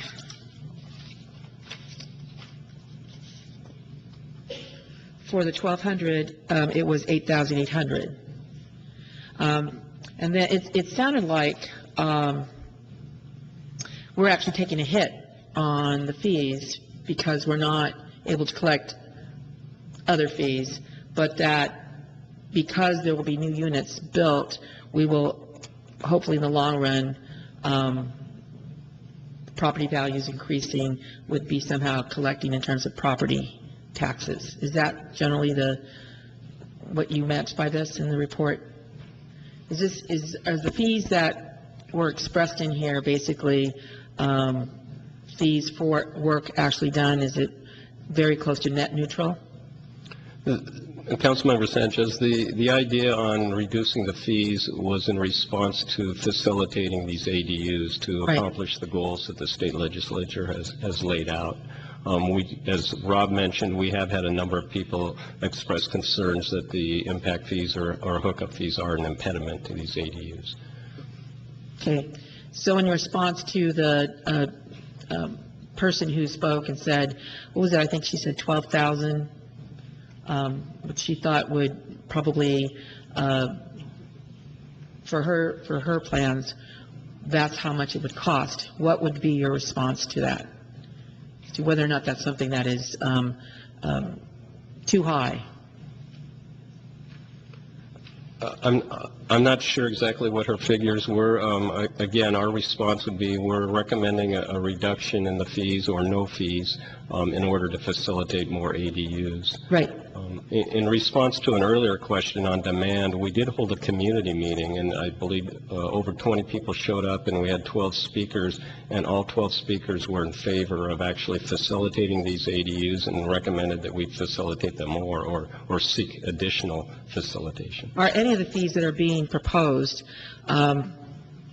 excessive in terms of not being net neutral? In other words, we're not subsidizing and we're also not making money off of this. Councilmember Sanchez, we haven't done an analysis on whether the impacts would be net neutral or not. What do you calculate the fees then based on? Hours for review and to be able to issue the permit, right? Are you talking about the application fee or the impact fees? The permit? Fees? Building permit? The building permit fees are based on the building department's review and costs regarding building plan approval. And our policy is to try to be as net neutral as possible, right? Has been. Councilwoman Sanchez. Deanna Lorson, Assistant City Manager. Yes, the City Council approves our fee schedule based on cost recovery. We do fee studies in order to determine what the actual cost to provide the services, and the City Council does have a policy to recover the costs, to cover our costs, but we're not allowed to charge more than what our actual cost is. Yeah, I was trying to respond to the person who spoke and said, well, you know, can you waive these fees for me because they're just excessive? And so I was trying to get to the point where, well, why are we charging these fees in the first place?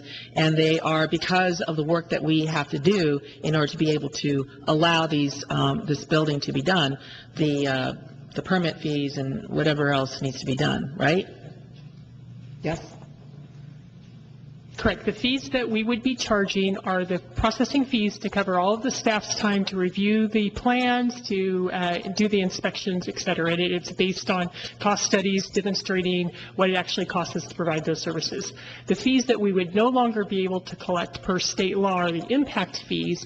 Those are fees to provide additional parks infrastructure, et cetera, which are established through a nexus study. But the state legislatures determined that in order to encourage accessory dwelling units, we are not allowed to collect impact fees on these permits. In other words, what we're proposing is a reduction in the fees, and I just wanted to make sure that she understood that. Okay. Now, as to the half mile of public transit that we need to exempt in terms of parking requirements, I just want to say that I'm sure that the state tried to come up with something that would be one size fits all, but this doesn't apply to us. I think that, we ended up building our mass transit or Sprinter for our purposes on an existing line, and we don't have transit going to the hospital. We don't have transit going to the courthouse. We don't have transit going to the shopping mall or the Performing Arts Center. And that, I think, that's why I think this is going to be a hardship on the citizens of Oceanside. But it doesn't look like there's anything that we can do about that. And I think, finally, I want to ask about the short-term rental, because since the goal is to create new housing, I do feel I do agree with the Oceanside Coastal Neighborhood Association that we should require, and the state does allow us to do that, require that these units not be rented out not less than 31 days. So that's one thing that I would change on this, because I think we would be defeating the purpose of reducing all of these standards, reducing all of these fees, and yet we're not really creating new housing. So that would be my change. I believe the Planning Commission felt that way too and made that recommendation to us. Staff has, there is that, we could also require owner occupancy, but I'm not interested in that. I am interested, however, in the notion that we're supposed to be creating new housing. So I would like us to consider, the council to consider adding that to our ordinance. Thank you.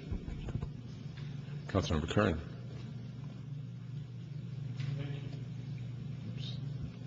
Thank you, Deputy Mayor.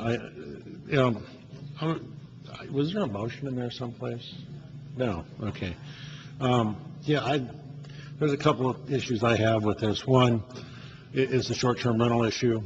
You're going to have your choice. Either you have short-term rental, or if you want accessory unit, you're not going to have short-term rentals. The idea that we're here to have permanent housing.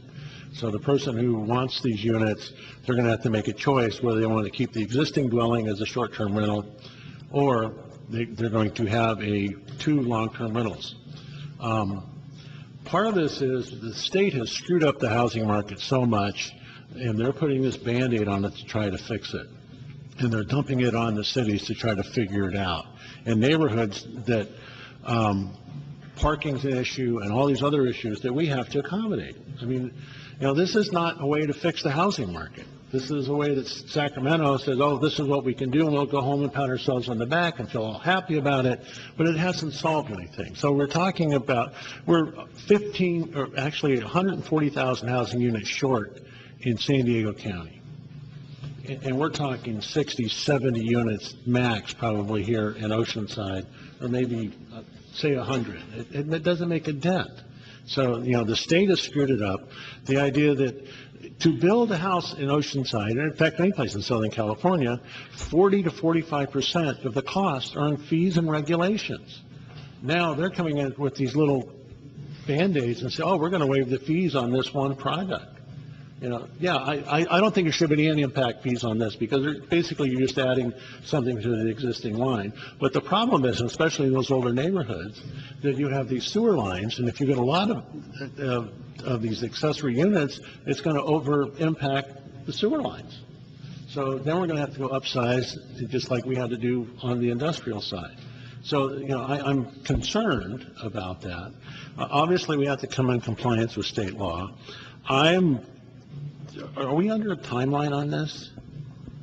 Do we have to pass it within a certain period of time? Because I'm not ready to vote on this tonight, because there's a lot of things I'd like to talk about still. Councilmember Kern and Council, the state law became effective on January 1st, and the state law mandates that we have to process ADUs in compliance with the state law requirements. By January 1st? Already, the past January 1st. Okay. Go ahead. I'm confused. So coming up, January 1st of 1918? No, as of January 1, 2017, the state law was effective that mandates that ADUs be processed in accordance with the state legislation. That's easy. What a wonderful state legislature we have, huh?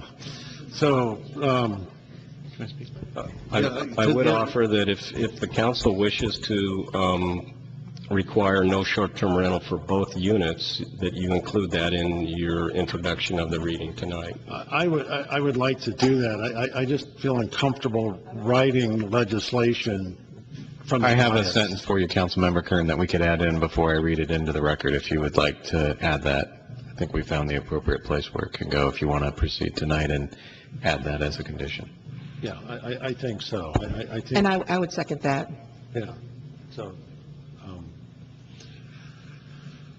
anything, well, see, and obviously the parking and the fees are a big issue. we want cost recovery. You know, the idea to send an inspector out there to make sure that the dwelling is safe, make sure the dwelling is built correctly. There's a cost to us. That there's a time for that inspector to go out there. There's time in the office for people to process the plans. So we need to collect on the building fees. So we have to do that. Now, as far as the impact fees, like the sewer buy-in, the water buy-in fees, I think we can skip those, but you made it sound like those are not included anyway, so we're good on that. So we do need to recover the cost of things that we spend money for, so as much as we can.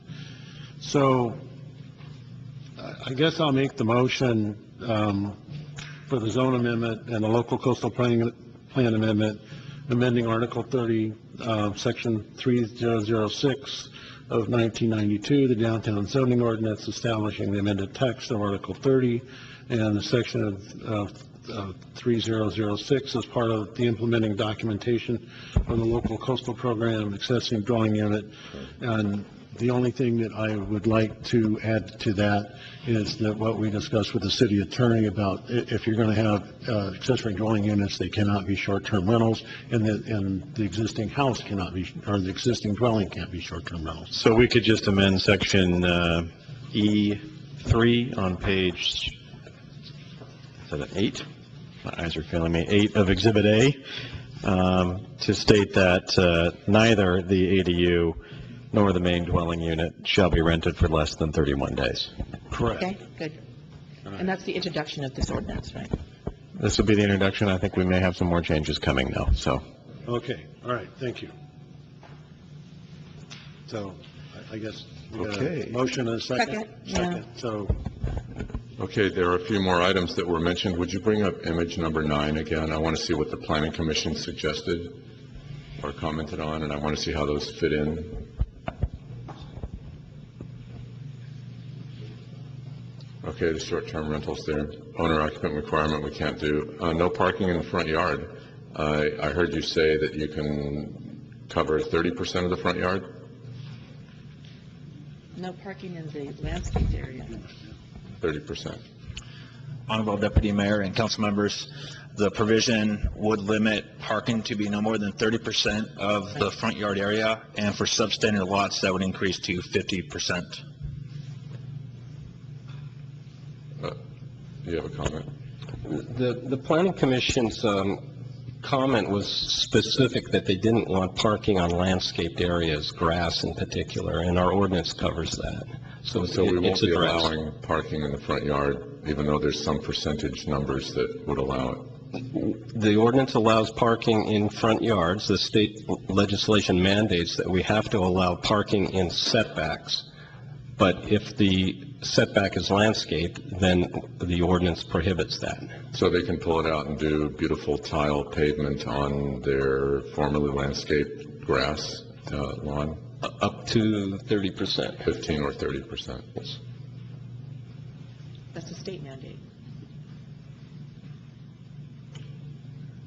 Wow.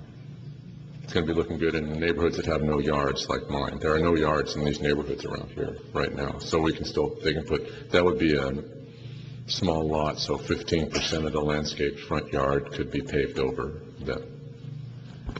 Up to 30%, according to the way the ordinance is drafted. We were trying to offer some protection for landscaping and respond to the Planning Commission, while at the same time we have to honor the state mandate that parking is allowed in a front setback. So is there no way we can state that we don't want any parking on the landscaped area in the front yard, period? The ordinance, Deputy Mayor, the ordinance as drafted does restrict that. It's just that if the parking is not landscaped, if the area is not landscaped, then up to 30% of it, there can be parking within that. Again, the state law mandates that parking be allowed for ADUs in setbacks. So I have an example of this 2 blocks from where I live. The people paved half of their front yard already, and they use it to park a second vehicle. And the lot's small, but they have a driveway with a single-car garage, and they want to park also, and it's literally at their front door. It's not near the front door. It's at the front door because it's a shallow lot, and they paved it right up to the front door. And is that would that be allowed in what we're proposing? You said half the lot, so no, 50% would not be allowed. This would be a maximum of 30%. So is the city prepared to go out there and measure these things? Because I've already seen that happen in a bunch of locations. I can't imagine. Well, I'd be happy to schedule an agenda item on enforcement for another night. Okay, thank you. Okay, my next question is curb cuts. Are those covered in anything that came up already? What is the status, actually real practical status of curb cuts either being added or widened or removed if they build additional dwelling units on their property? Deputy Mayor, any new curb cuts would have to be approved under current city standards. In areas that are served by alley access, there is a city code that prohibits new curb cuts from being provided on the street side, and alley access is required for any new access. If they meet the requirements of if they are looking at expanding the driveway, they would need to apply for an encroachment permit and meet standards of the transportation department. Okay, and I have a question for Joan Bachman. Two questions, but one question. And it's just going to be a yes or no. So you said something about trees and sidewalks. You can say it in the microphone if you want, or you can just scream it from your seat. Probably not a good idea. So I didn't understand what you meant about trees. All I wrote down was trees, yes, and sidewalks. You're talking about the curb cut allowing a driveway over the sidewalk, and you think that's not a good idea if they have alley access. And what do you think about widening out the existing curb cuts from 10 or 12 feet to 16 or 18 feet? No, they should be healed and closed. Removed is a good word, because we can't do any healing. So you're suggesting that the allowance that we currently allow do we allow the driveway apron to be widened out for this additional parking in the new regs? Don't go away, Joan. Thank you. Sorry. That would be, Deputy Mayor, that would be a staff review. The ordinance doesn't specify the width of a driveway for an ADU, but as Rob mentioned, if there's alley access, the city code already requires that the access come off the alley. And then the curb cut would be removed and the apron would be removed, and so you would have a sidewalk there and more landscape area in what's called a parkway, euphemistically. Deputy Mayor, if there's already an access from the street, a curb cut, we would assume that's for an existing garage. I can imagine why there would be a curb cut otherwise. We don't think it'd be right to remove the access to that garage just because an ADU is being built that has access off the alley. So we don't support the idea that if you approve an ADU with access off the alley, you have to retire a curb cut on the street. So it seems that we are willing to pave over our existing neighborhoods so that we can have more cars parked in what was the front yard, but because we're adding an additional dwelling unit in the back that may have alley access, we're allowing more parking from the back as well. So if there's an existing 1 or 2 car garage, they can still use what they have for access right now. For example, my neighbors they're all 1 car garages where I live. Now, there's a couple of 2s. They're full of junk. They're not using them. But we have a driveway that comes out from the front. We have an alley in the back in some of the yards and some of the houses. So they can do a new unit in the back and build that and leave their existing one in the front. That's going to happen a lot in this neighborhood here. As the ordinance is constructed and as I understand the state law, yes, that scenario would occur or could occur. Okay. Well, what about trees? I didn't understand you were talking about doing a traffic calming element by planting more trees and expanding or changing the parking as it is now on the street. Plural streets. Yes. Yeah. And they're not protected now, the parkways. Okay, so what you're saying is you have a concern that we're just going to pave everything in our existing neighborhoods around here. That would be coastal, up in Loma Alta, Fire Mountain, everywhere. Everything's going to be paved over. They're going to pull out trees like they attempted to do on Leonard Street, where they wanted to pull a palm tree out, but people thought it was an historical element of the city and their neighborhood in particular, so they reconfigured the driveway. Why are you smirking? Greenbrier Street just paved over all their parkways. Oh, Greenbrier Street. It's happening everywhere per city code. There is no protection, and there needs to be. Okay. And it has to go somewhere. Thank you. Where are we going to do it? Yes, thank you for following up on that. So, okay. Well, I can't at all approve this as it is right now. Councilmember Kern. Just to follow up on the deputy mayor's comment, some of these places you talked about, okay, the garage, but okay, so if they convert the garage into an accessory dwelling unit, and they have to replace that garage, and in some of these areas, they would replace them on the alley. So they would no longer need a curb cut off the street to a garage that doesn't exist. So would we require them to heal that curb cut? If there's no longer a need for the curb cut from the main street and there's alley access, it's conceivable that we would. Okay, but that would have to be in the original permitting process, because we would not allow them to build the accessory unit until they bring plans for the replacement garage at the same time. Is that correct? I think we would look at it as case by case, and the ordinance can't conceive of every possible scenario out there.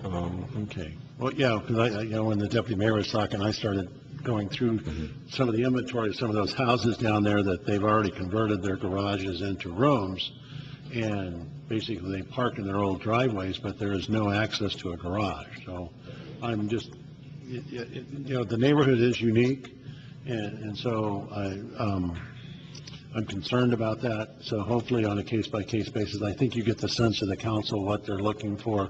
So hopefully that when somebody brings one of these forwards, that you can relay to them that we're going to try to take that curb cut away if they're going to convert and build a garage off the alley.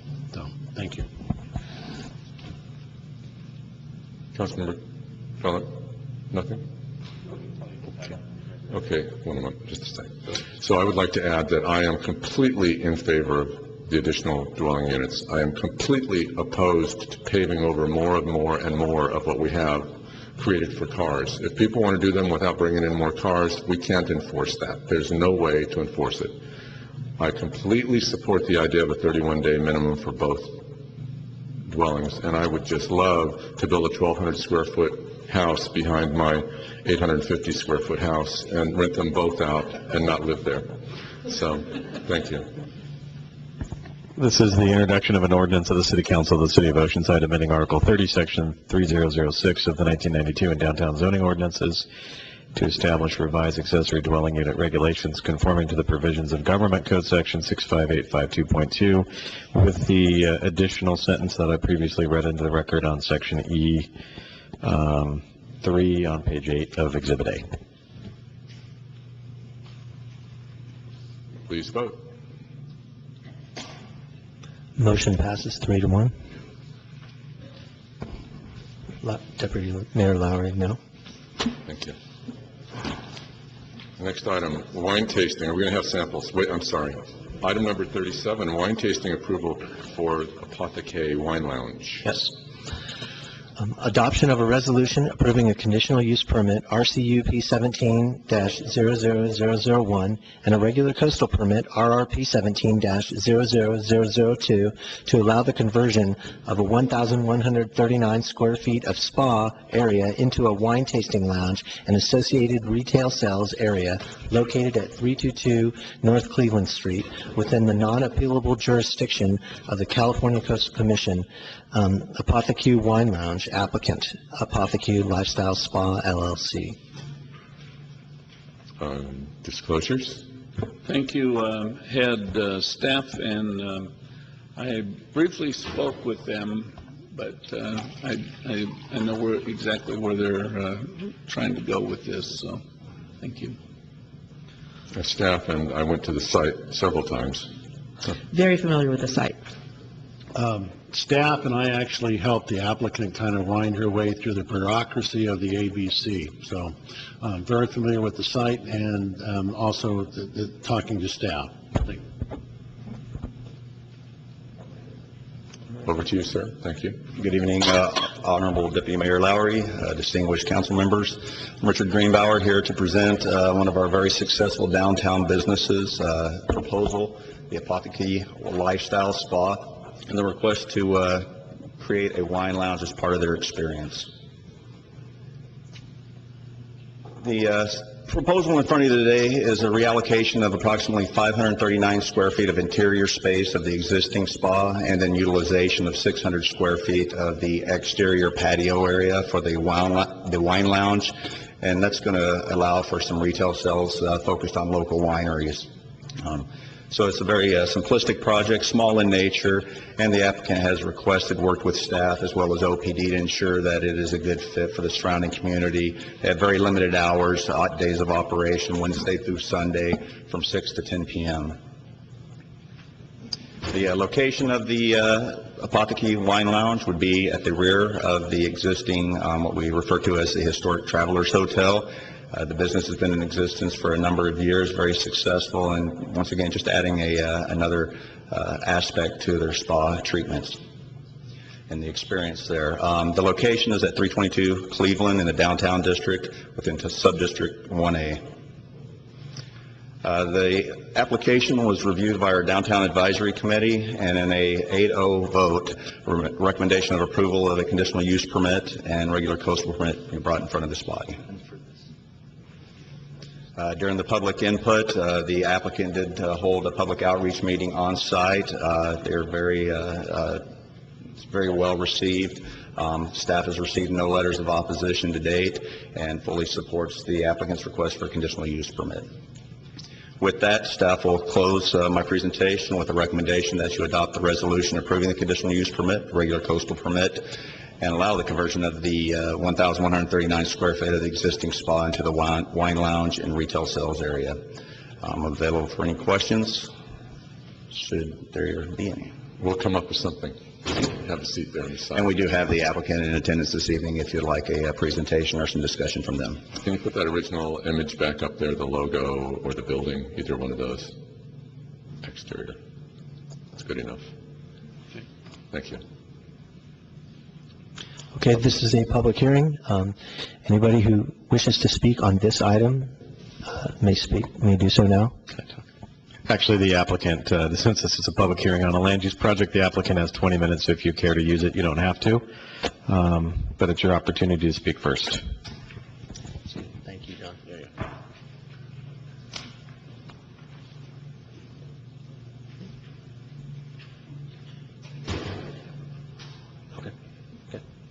Hello, Mayor and Council people. Thank you very much. We're very excited about this opportunity. I know that we have had many outreach programs, and we've had a lot of the council members come to our facility and also the public. And we wanted to just thank you all and also say that when we had our outreach program to introduce the idea, we could not offer any even free wine.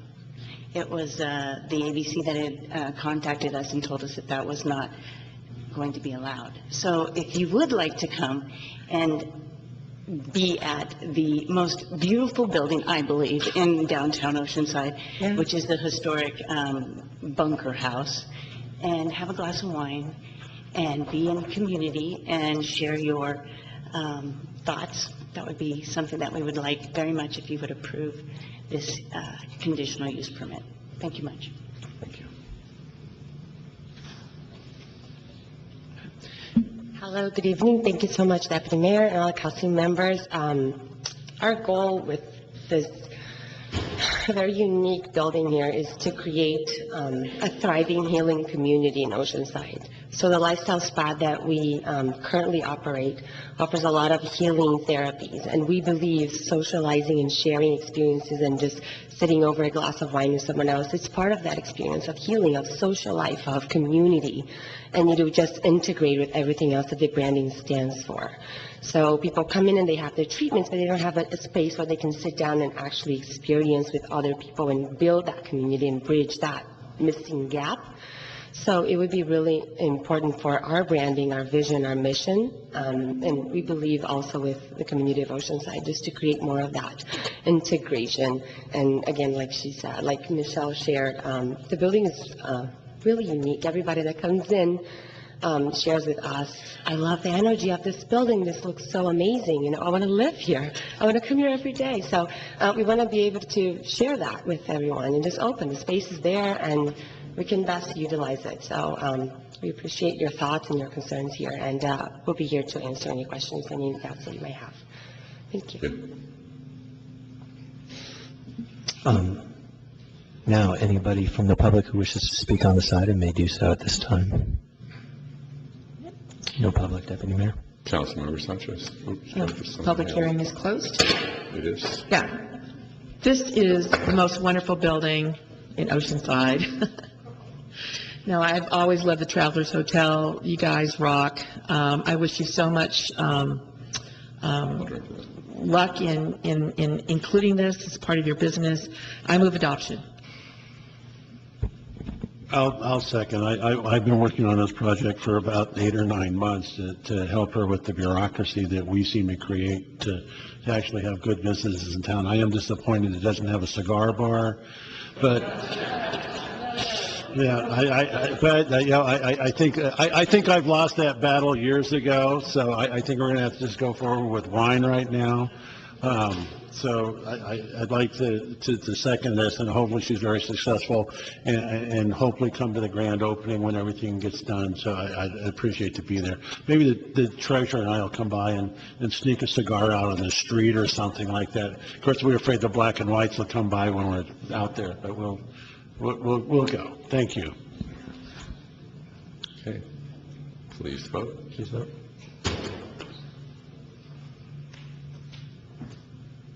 Motion passes 4-0. Take a break. Yeah, we have to take a 5-minute break right now. Thank you. So please enjoy the drinking water, the restrooms. We got all those things out there. So just go outside, turn right up the steps, restroom and drinking water.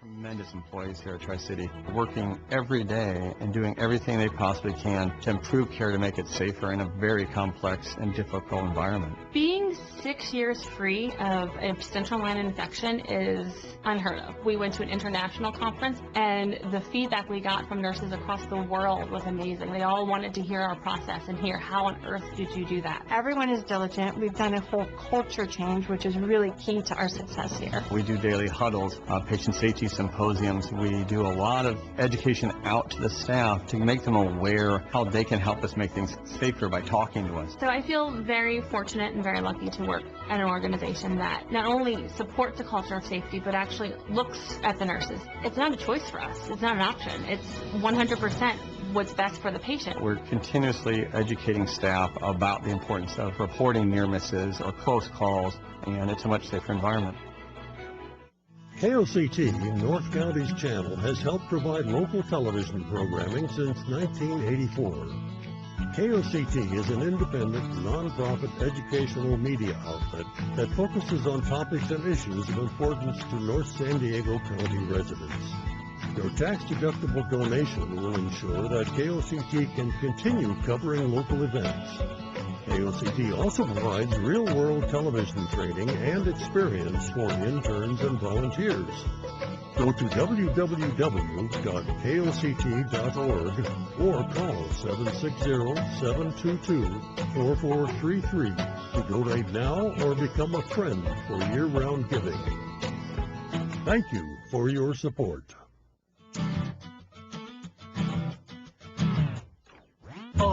Use motor oil, cocktail or toxin. Dispose carefully, got lots of options. Never the trash, the drain, or the ground.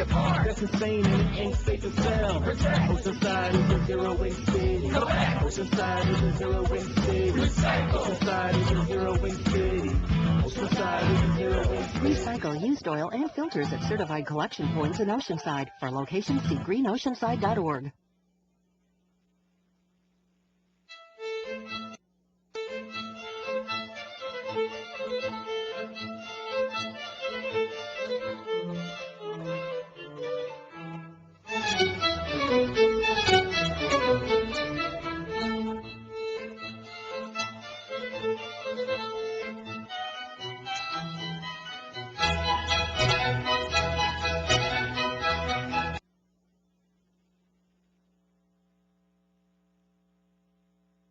Oceanside Spectrum is a unique talk show that seeks to shine light on local nonprofit organizations in San Diego's North County. Guests from these nonprofits are interviewed by host Elaine Swan about upcoming events, volunteer opportunities, and much more. Oceanside Spectrum airs Monday through Friday on Channel 18 at 8 a.m. and 7 p.m. If your nonprofit organization would like to promote an upcoming event, attract new members, or share your good works, please call 760-722-4433 or email us at koct@koct.org.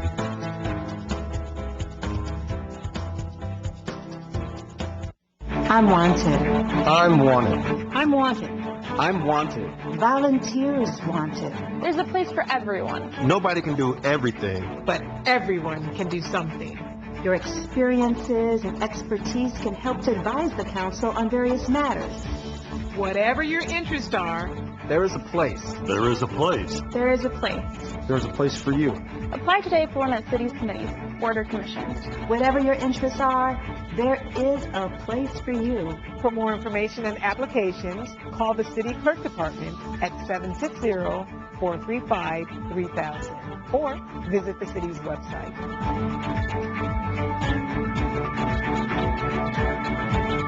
Volunteers. Volunteers. Volunteers.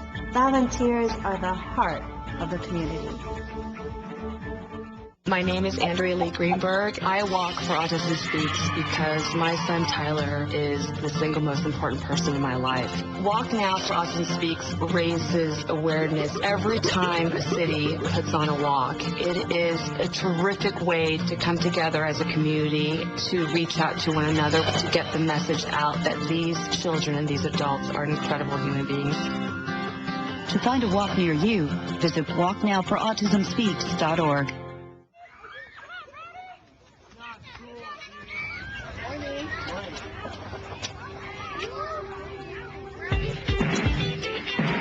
The YMCA is a great place for Anaya to get all her energy out, play with friends, and have a great time. Every time I come to the YMCA, the staff is super nice, polite. They always greet me and Anaya, and they know her name. I just feel really welcome here. What's neat about the Y is that everything is adapted to whatever need you have and whatever level you're at. And you never feel like you're not achieving because someone was always there, especially the trainers are there to always encourage you. I'm there 5 days a week, taking either classes or being in the fitness center, alternating between cardio and weights. So it is just like home to me, and I just love being here.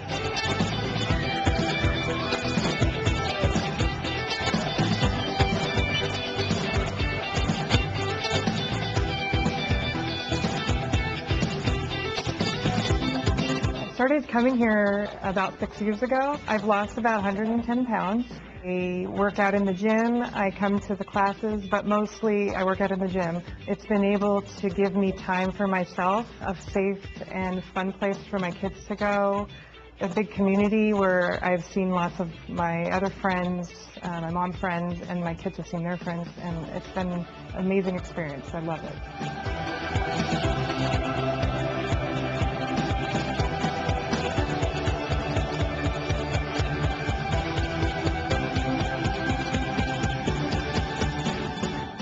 Try Tri-City Medical Center, a leader in advanced healthcare close to home. I completed 8 Ironman races until a ruptured herniated disc caused me debilitating pain. I performed a successful microdiscectomy on Kathleen. But I did not want to run anymore. I didn't want to risk pain again. After time, I needed an Ironman-sized dream, so I returned to triathlons. I worked with Kathleen to help her regain her strength. Thank you, Tri-City Medical Center, for your incredible orthopedic work. Tri-City Medical Center, advanced healthcare for you.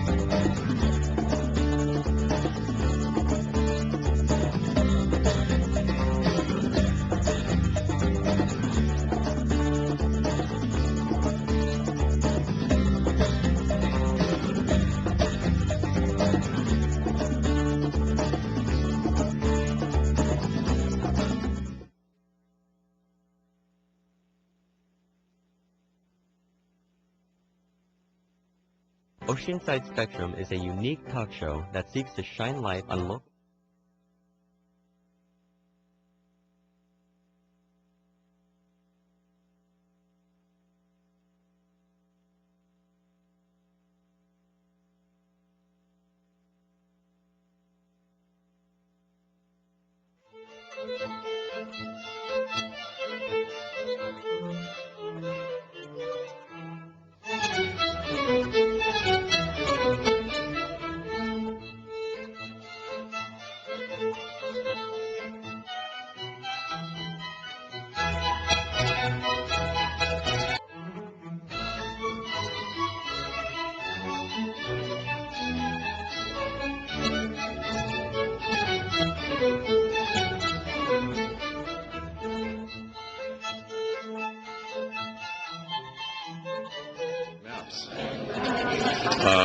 Coming into the meeting, please enter. If you're not in the meeting, please exit.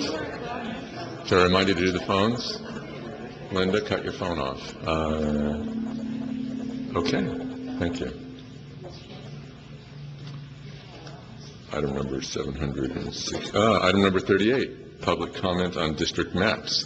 Due to the number of people attending tonight, it'll be a 2-minute comment section, and we will hold to that, because a lot of people have been waiting. But, I'm sorry, prior to that, we were going to bring in Kathy Nykiel, who is going to tell us about what's going on in Oceanside. Oh, okay. And she's finally taken to heart the idea of dressing up for these meetings and made it formal. Wait. Thank you. That's great. Your face shows right through the star. Yep. Thank you.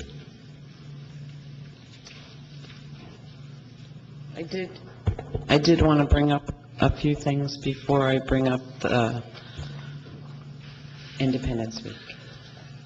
Just these two, if you look at them up. And the three. Sorry? Actually, these 3? I'm sorry.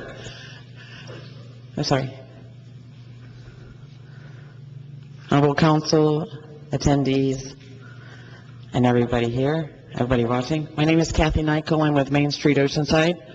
I did want to bring up a few events that are coming up very soon. First, Right on Oceanside starts tomorrow, and it goes through Saturday. It's put on by our library and Oceanside Carlsbad Art Foundation. So please check out their website, because they will be doing authors tomorrow at the Sunset Market. They continue on Friday and Saturday, not just at the library, but they're also doing, hold on, I can't read it now. See, somebody, book top with acclaimed Oceanside author of The Mothers, Britt Benet. Then we have all of our Parks and Rec events, a lot of events that are going on in Oceanside that are free. Please check out their website, oceansiderec.com. They just had a concert last weekend, and we have a movie this weekend. Okay. I'm not going to go through the rest of that because I have it in front of me.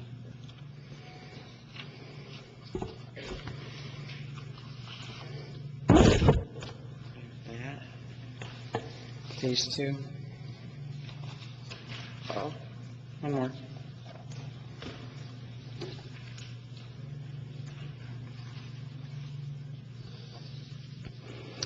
Oceanside Independence Week. I came properly attired. It starts with the Star Spangled Sunset Market on June 29th. We will have a lot of red, white, and blue that day there. And then on July 1st, my favorite event of the whole year, Oceanside Independence Parade. And just to let you know, it's going to be the largest parade we ever had. We have almost 140 participating groups. I know, I'll keep it to 2 hours, I promise. No, I won't. I'll try, though.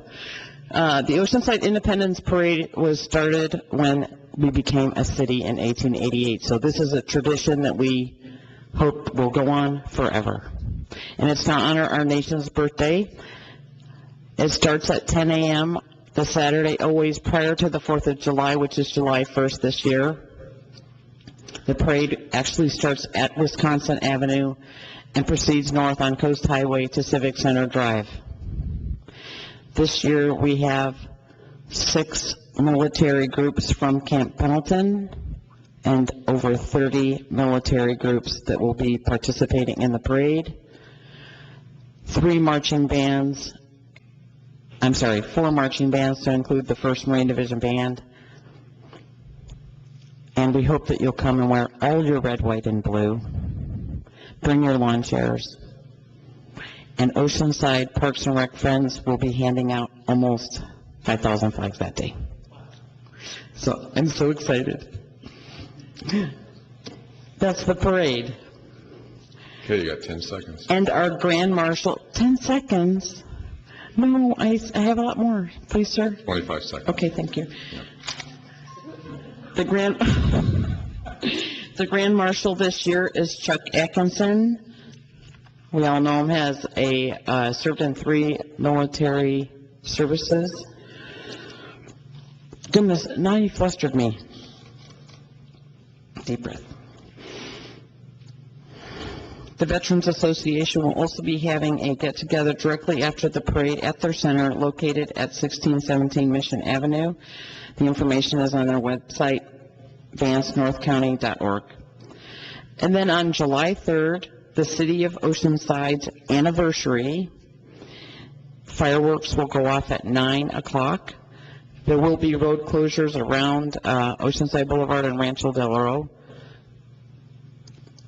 They will have activities starting at 6:30 until 9.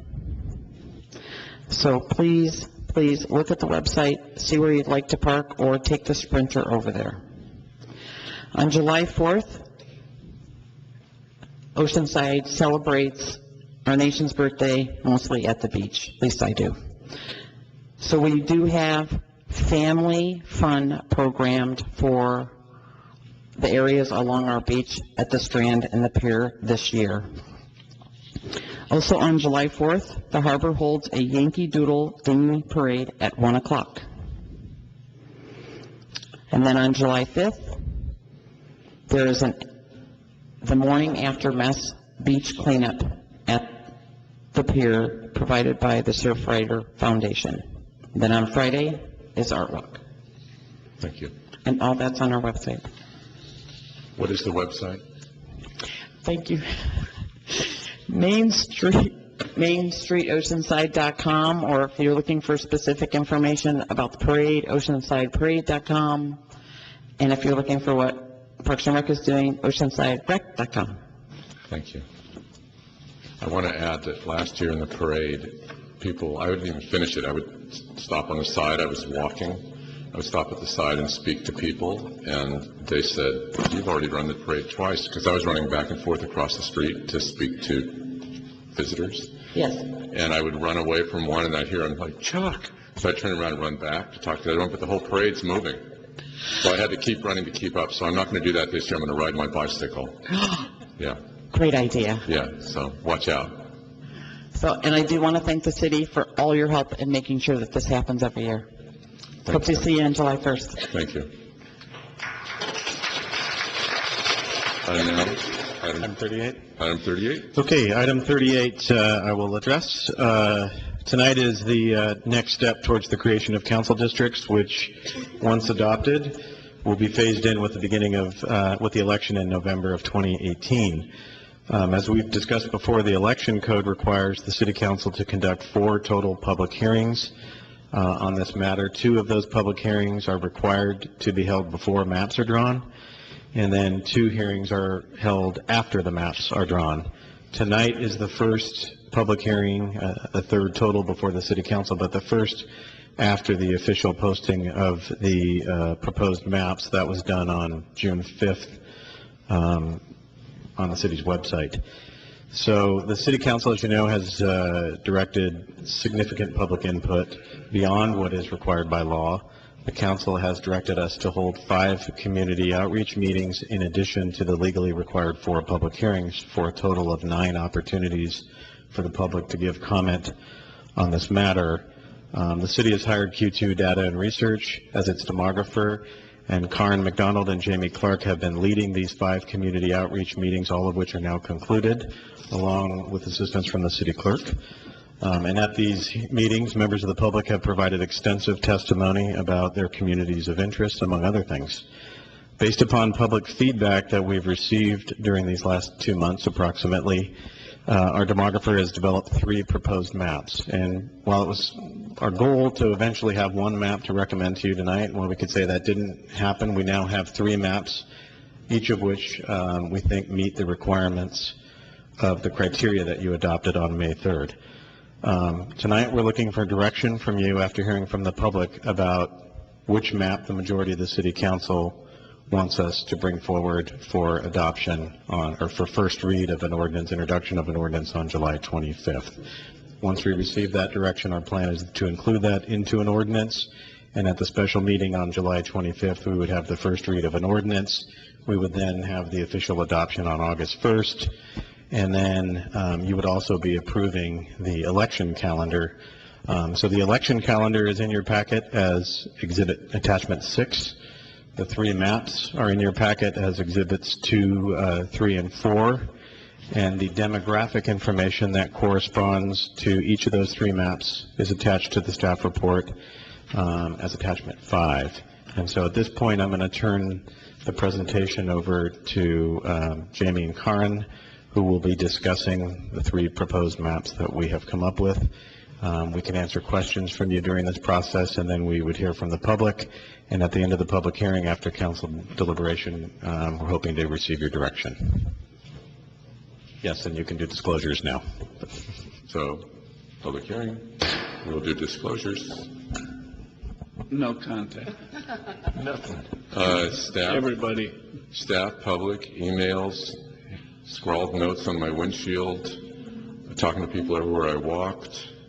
I was riding my bike, I was talking to people. A lot of people gave a lot of input and are very concerned about this. I attended 3 of the 5 community outreach meetings, lots of emails, lots of personal conversations about this, so lots and lots of interaction. We're going to districts? No, actually, I'm going to echo what the deputy mayor said. Tremendous amount of contact, tremendous amount of public interest in this, multiple conversations with staff. So I think we're all pretty much up to speed on what we're facing here tonight. So I'm ready to listen. And before I turn this over to Jamie and Karen, I do want to make one point. I know the council is aware, the city clerk's office has been providing all of the emails that it has been receiving and forwarding them on to the council as a whole to see. In a handful of the emails, there was a suggestion somehow that the city staff is not providing the maps that members of the public have developed on their own simply because they're not posted on the website. The fact is, every time we've received an email from the public, including emails that include maps that are different than what is being proposed, those have been provided to the city council, and those are part of the record.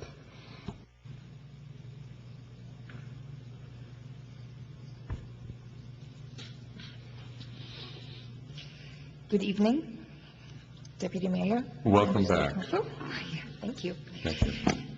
Good evening, everybody. Thank you for coming back. So again, let me summarize the process very, very quickly. We had the 5 community meetings. We had really good participation, lots of input at all the meetings, verbally and also in writing. So sometimes people didn't want to speak at the meeting, so they would just fill out one of our, participation cards or speaker cards and just give us feedback that way also. We heard about communities of interest. We digitized communities of interest. All of those, all that input, geographic input as we call it, is available on your website in the interactive mapping interface, which again, kudos to your city staff for putting that interface together. It's really nice and it's really great to use. Initially, we had 6 maps that were whittled down to 2 maps by meeting 4, and the goal that we had overall was to work on those 2 maps to then come to consensus and hopefully just present you with 1 map that you could look at and give us feedback on. But before the 5th meeting, we started to get a lot of input and requests for the development of a map that had the shoreline intact. As part of the initial 6 maps, we actually had a map initially that had the shoreline intact, but it didn't have a lot of support. There were actually only 4 people that had spoken for shoreline intact by that point. And so when we were trying to basically eliminate some maps so that you wouldn't have to, deal with too many maps, because every map that does one thing undoes something else, because there's always ripple effects when you're doing one thing and on another thing. We basically eliminated that map along with another map that had the shoreline in 4 pieces and another map that had the shoreline in 3 pieces. So basically when we got to the shoreline in 2, that was essentially already a consensus. At the 5th meeting, because we had all this input and because a lot of people came out, we created another shoreline intact map in public. And because of that, there was just, the meeting was like 4.5 hours or so, and by the time we had to leave the building, we were unable to combine the initial 2 maps into 1, and that is why we're presenting you with 3 maps today. So you have some choices. I just want to reiterate that all these 3 maps comply with the districting criteria that you adopted, and they all more or less use major roads whenever possible. Some of them meet the criteria a tiny little bit better than others. The shoreline intact map is not yet perfectly balanced to 5%, so one of the districts is a little bit over. There are about 200 people that still need to be moved, but Jamie can show you where to find those 200 people and where that move could presumably optimally be made. So I am going to go over the major highlights of these 3 maps really quickly, and then Jamie is going to take over from there. The neighborhood map, where I'm going to start. So they have three names, of course. First one is the neighborhood map. The second one is the community of interest, or COI map. And the third one is the shoreline intact map. The neighborhood map has the coast split in 2 at Oceanside Boulevard, and Jamie has it up on the screen right now. Mid-Valley is split between the red and the yellow district. Rancho del Oro, the Rancho del Oro neighborhood is split between red and blue. The blue area has the northeastern rural and eastern neighborhoods north of Oceanside Boulevard, and the green district is everything south of Oceanside. The community of interest map has the same split along Oceanside Boulevard. So again, we have the coast in 2. The blue district has Jeffrey's Ranch with Morrow Hills, and North Valley is whole. The yellow district has Peacock and Rancho del Oro. The green district is the same as in the neighborhood map, and the red is the northeast quadrant of the city. Crown Heights should be with Eastside and Capistrano, that is really a community of interest that should stay together, which is why that little bulb out is over there. Somebody called it a toe. It's a bulb out, whatever you want to call it. So that's really why that's there. The red district is similar to the neighborhood map, with the exception of the area between the river and Mission Boulevard, which is included in the red district to keep that particular community intact. And the blue district is the northern areas of the city. The majority is east of 5 and north of 76. Some of the issues with the maps, the neighborhood map has the Mid-Valley area split in a residential area. So it actually goes through a residential area up there to pick up population, to get to population equality. The community of interest, or COI map, uses major roads and meets public input a little better. Also had a lot of community support throughout the process, but of course there's a philosophy. The philosophy here is a little different from the other maps. And on the shoreline intact map, people don't like, we had some feedback that the split along Rancho del Oro is not optimal. We had some feedback about that. And also it doesn't use major streets to keep the Crown Heights area with the east side. And of course, this one is, again, we heard throughout the process from a lot of people about the coast. And, again, when we first came in, there were some people that thought that every council member should have a piece of the coast because it's so important. And then some people came in and said, well, maybe that's too much. Maybe we should have 3 council members representing the coast. In particular, since if you were to split it in 4 ways, you would just have really non-compact districts. I mean, it basically just looks like spaghetti going, from the coast up to the hills. So it's really a philosophical issue at this point. There were 2 other full map proposals that were received that there is some community support for, and I know that you received them on email. We digitized them, so if you'd like to take a look at them, we can show them to you. And, we looked at basically we evaluated them and made sure that the populations would balance out and all of that. And Jamie's going to talk about some of the areas where we had conflicting input. And that is also largely reflected in the philosophy of some of these maps because, sometimes people said different things about the same areas, like this area should be with this area, but then people came in and said, no, it shouldn't, it should be with another area. So that's kind of where the difficulty comes in. If I can make one quick comment before Jamie begins, and pardon my interruption, I just want to clarify one thing here for the record, and that is that Karen has been referring to the yellow districts on these maps. And when I prepared the election calendar, because one of the reasons is we didn't want Q2 to know all of the locations of the council members or any other potential candidates. So the election calendar refers to what Karen is referring to as the yellow district as a tan district. I guess I saw that a little bit differently, so I didn't want there to be any confusion. Maybe my eyes are failing me in my old age, but what we're seeing on this map as Karen is seeing yellow, I am referring to in the election calendar as tan throughout all of the 3 different maps. So hopefully there's no confusion about that. My apologies about this. We were actually looking at Jamie's laptop when we were doing the write-up, and all of the laptops and screens, they interpret colors differently. So apologies. Yellow equals tan. Thank you. Jamie? Thank you. So just to talk about a couple quickly of the areas in Oceanside where there have been conflicting testimony, as Karen mentioned. And I'm going to put a neighborhood layer up on the map. This is the neighborhood layer that was provided by the city of Oceanside. So this is the city of Oceanside defined neighborhoods in Oceanside. Although we have gotten some testimony that perhaps Oceana extends a little bit further east than this represents. Areas we've had conflicting testimony about, in the Jeffries Ranch area, we've heard testimony that Jeffrey's Ranch should go with Morrow Hills and the more northeastern agricultural areas, and also testimony that Jeffrey's Ranch should go more with Rancho del Oro and sort of south of 76.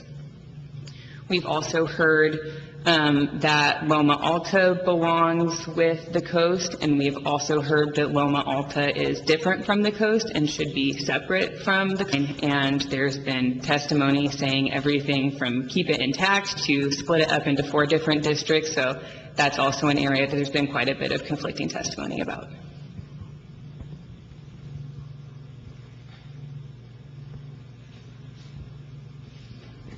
So unless there's anything more of this, there's questions right now of staff for Q2. We're prepared to open the public hearing and hear from the public now.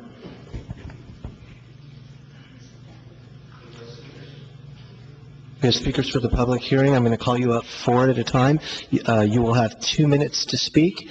When you start speaking, when you see the yellow light go on, you will have 1 minute, and when the red light comes on, please wrap up your comments. So we have Malachi Tauiliili, C.M. Rocco, Jimmy Knott, and Jaime Figueroa.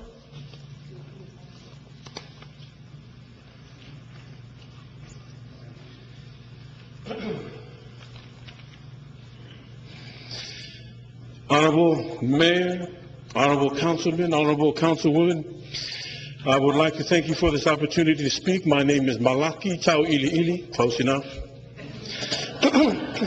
Senior Pastor for the Samoan Congregational Christian Church of Oceanside.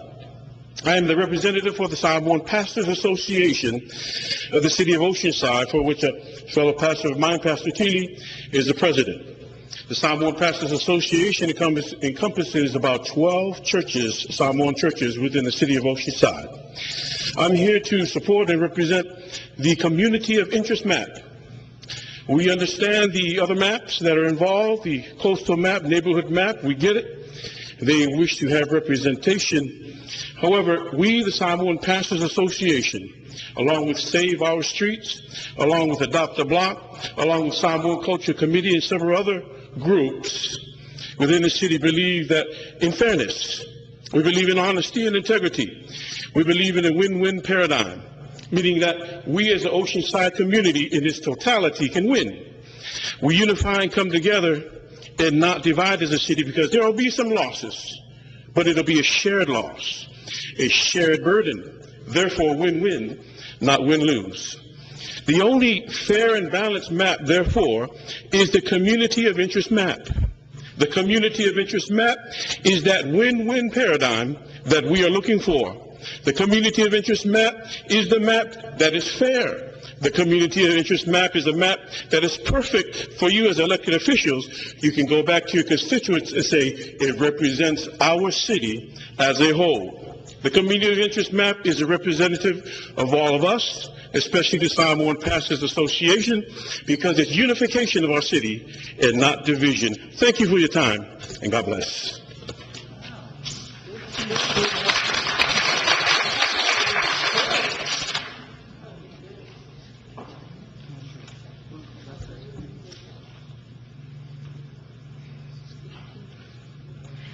Okay. This one goes up first.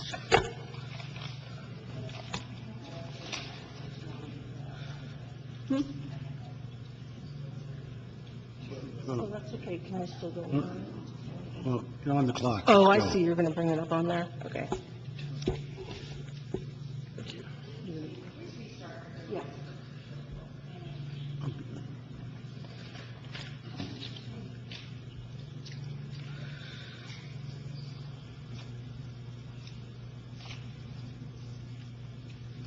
Cindy Rocco, Honorable Deputy Mayor Lowry, and Council. I've attended 5 out of the 6 meetings, community meetings, and my perspective of and consideration of the key communities of interest has evolved over time. My submissions and public testimony have not remained static, as it is an evolution. Being that 2 out of the 3 maps has actually forced the Southern District into a strata, which was one of that makes it not compact. The neighborhoods, communities of interest, and One Coast are equally populated but flawed in very key aspects: voter distribution and Lower West Side and the Lake Strata. Albeit it's obviously not a consideration, the voter registration is dramatically skewed. For example, 20% of the population is registered in the lower strata, yet in some of the minority areas, it's only 15%. This is what brought me to actually trying to work on a combination map for consideration. It is very close in a sense to the one district, except it does, hang on one second. Yeah, you do. Oh, shoot. The combination map breaks up the west and the east strata. It divides the coast so that there is a clear system of checks and balances. It also does consider keeping East Side, Fireside, et cetera, Libby and Melba together. And the key thing that I want to show is just this. The one thing I implore you is these maps were populated, I did buy the software, they're populated, and what happened was with the Southern District is we got kind of shifted down to the end. And I'm going to ask you to please, please keep South O, Seaside, Fire Mountains, and Loma Alta Creek intact. And there's also the possibility of having the Henny Hills cut out as well, because I know there's some conflict with RDO. I apologize, but you're... Got it. Thank you. I just want to make sure I showed that. That was fun. Thanks. Nobody. Deputy Mayor, council members, Jimmy Knott, 127 Sherry Lane. Bring up a few terms I think you're already familiar with, one of which was the basis of bringing this forward. Fear of inequity. Concentration of certain races or ethnic groups into one district. Ghettoization. All these things were brought up into some of the media and basically was brought up to basically be the premise for bringing this districtizing forward. But yet no data has been brought forward, even though it's available at SANDAG and also through the U.S. Census. Race, ethnic background, income level, poverty level. I've used that information at the Metropolitan Water District. I've used that information before this council. I've used that information with other government bodies. If I, as a citizen, can use it and I can access those maps, how come they weren't shared with the public? It's like something's hidden from the public. The public needs to be shared information with. This is where the public needs to know, and they need to look at all the information. And it's simple, it's accessible, and it can be referred to. Otherwise, you're going to have great imbalances. And you're going to have one district that's going to be overloaded with a whole bunch of low-level and impoverished people, and you're going to have another one with high-level people. But that's your choice. Thank you. Jaime Figueroa. Which map does he want? Deputy Mayor, Council, thank you so much for this opportunity to speak with you guys this afternoon. My name is Jaime Figueroa. I am a member of the North County Gang Commission. I am also former program supervisor for Project Reach Libby Lake. I have addressed this podium many times on issues of gang violence and gang prevention in our community along with youth development. I'm here in support of the community of interest map because I believe that it provides the best representation for our needy communities in Oceanside, specifically the communities of Crown Heights, the East Side, the Mid Valley, and the Deep Valley. We have addressed this podium so many times, asking for government aid, asking for funds to help address the needs in this community. I believe by having representation within those communities, separating those communities, having a representative within the East Side and Crown Heights, and also having a separate representative in the Mid-Valley, Deep Valley, us as a city will be a lot more economical and efficient and effective because the representative will understand the issues going on in that community. 2 weeks ago, one of my former students was killed at 6:15 in the morning as he was getting ready to go to work. He stepped outside his home with his father. He works here at he was working here at one of the resorts here at the beach. A car drove by and shot him. He died. He lay there for almost 5 hours. He was killed before the kids even got up to walk to the school bus, the elementary students, or go to school. The ripple effects and the tragedies that come with gang violence and the shootings that happen in a lot of these communities are not seen by everyday residents of Oceanside unless you actually live in those communities and you feel it and you see the day-to-day impacts that it has on the community. I think us as a city and us as a council, we have an opportunity to address that, and we can address that more effectively if we have a representative who lives there. And we can save the city a lot more money because I believe we could be more efficient in that manner. Thank you. So I have a question.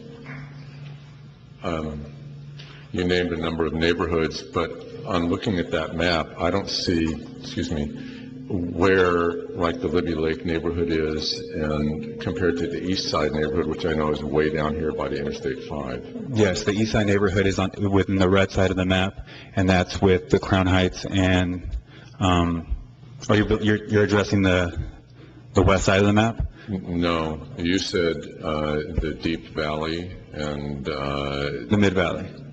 You said Deep Valley. Deep Valley, Mid-Valley. Yeah, the Mid-Valley. So all of those are included in that one? Yes, in the area blue that area. just blew off the side of the map there? Yes, it starts at the Mid-Valley.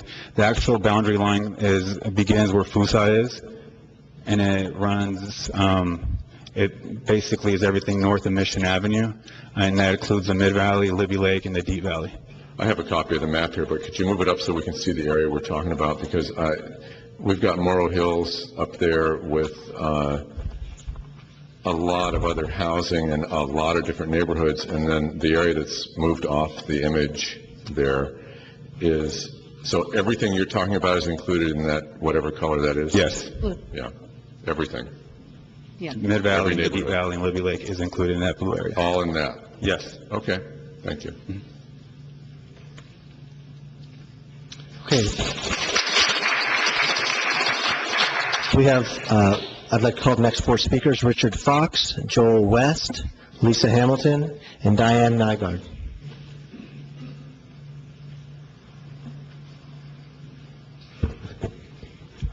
Good evening, Deputy Mayor, City Council members. My name is Richard Fox. I'm a lifetime resident of South Oceanside. I just want to say that Karen and Jamie have done an amazing job, and I appreciate all their hard work. I'm totally opposed to the shoreline intact map. One coast was voted down at the lake meeting, and the neighborhood and communities interest maps were sent forward to be narrowed down to one map at the next meeting. Then some people were rallied up to add a third map again at that next meeting. And where were these people from the beginning? I do not like the idea of having the whole coast in one district. I believe the city's beaches will benefit by having two council members with a stake in maintaining the city's most important recreation and tourist asset. I also believe that two representatives splitting North and South Oceanside Boulevard would help with upcoming Coast Highway and Oceanside Boulevard projects. I truly would not want to put all our eggs in one basket on the coast and would not want someone to be in a one-coast district. There's a particular matter of our fight to keep South Oceanside beachy, and it has been a fight against downtown interests. So please remember, there are three maps, and anyone speaking for either one of the split coast maps is an opponent to the one coast map. Thank you for all the hard work that you do, and I pray that you make a decision that is in the best interest for the whole community and not just a few local people. Richard, which map do you like? I actually like both the neighborhood and the community of interest maps. I have ideas on both of them. Okay, that's great. Thank you. Okay. I'll make a note of both of those. Thank you. Deputy Mayor, members of the council, I'm Joel West, representing the community group Save South O. I'd like to commend the city for its thorough process over the last 7 weeks.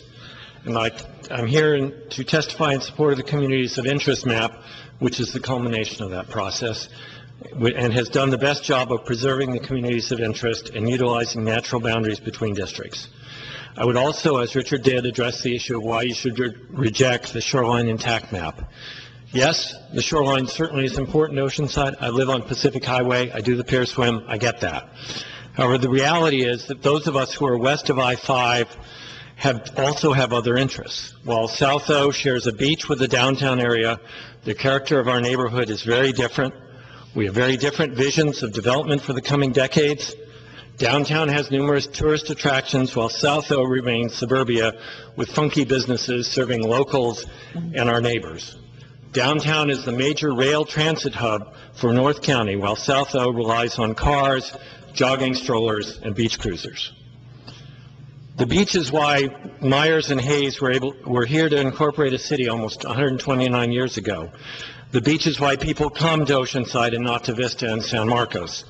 However, the people who come west to South O's beaches and restaurants tend to live along the 78 corridor, just as we tend to go east on 78 to do our shopping.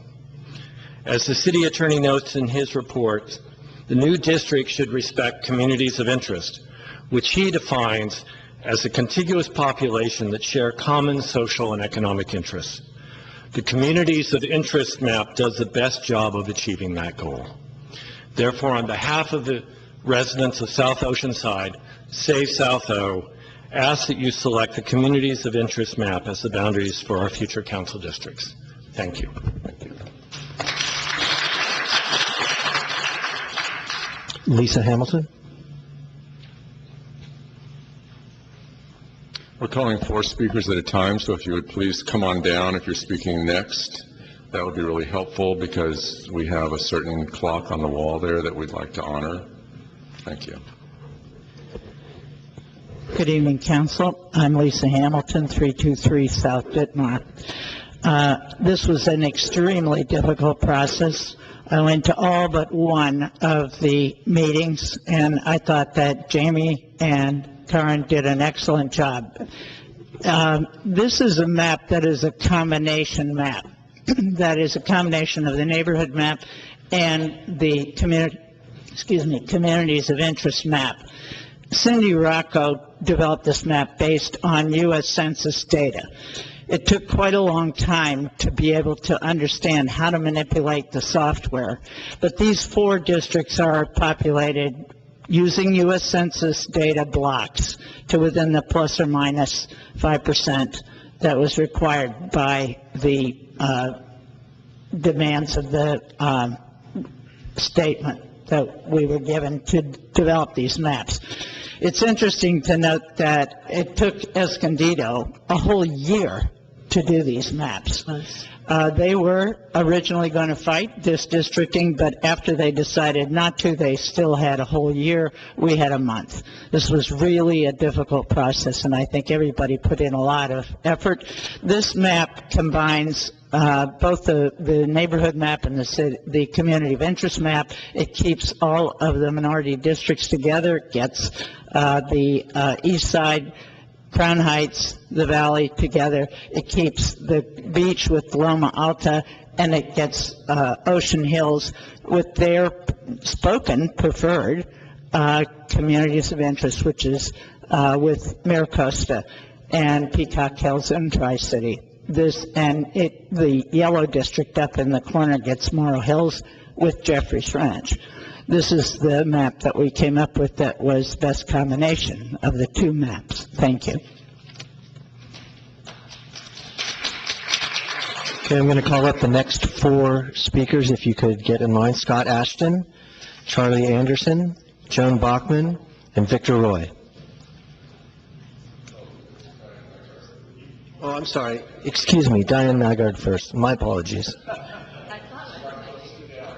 Yeah, you were sitting down. I'm sorry I didn't speak. Sorry. My apologies. I was trying to save you time No, moving it's up all to right. the front. My apologies.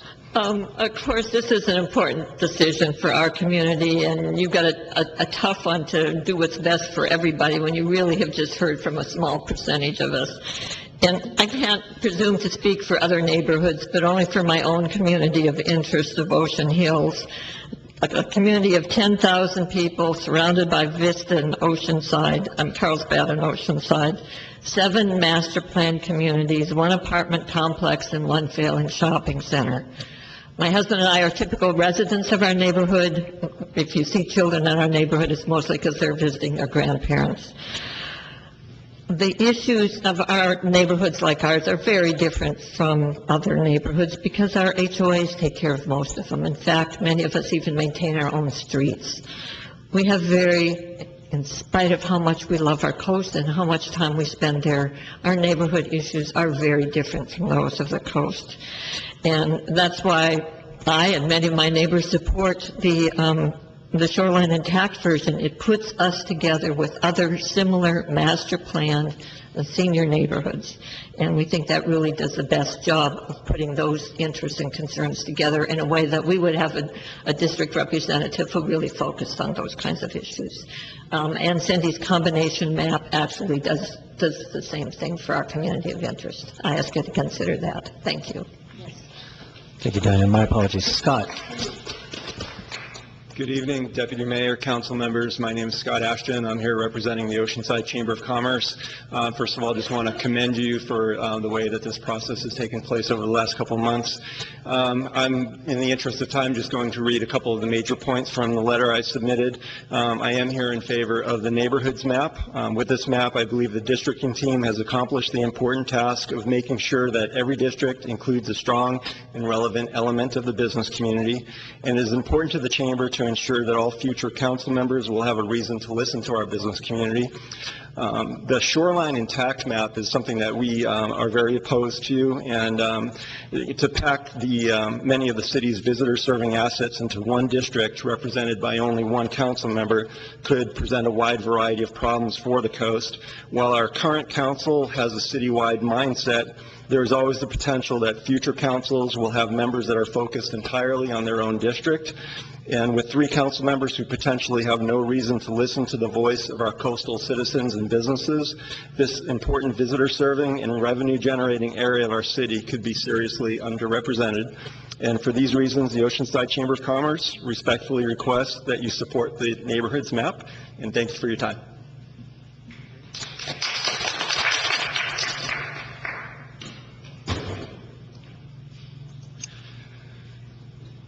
Hello. Deputy Mayor, Councilman, thank you for letting us speak tonight. This is a concern for us. My name is Charlie Anderson, I represent the Privateer Coal Fire Pizza, the Marketplace, and the Buccaneer Beach Cafe, and also the small businesses for South Oceanside. Our concern is the coastal map and having not a division for the coast.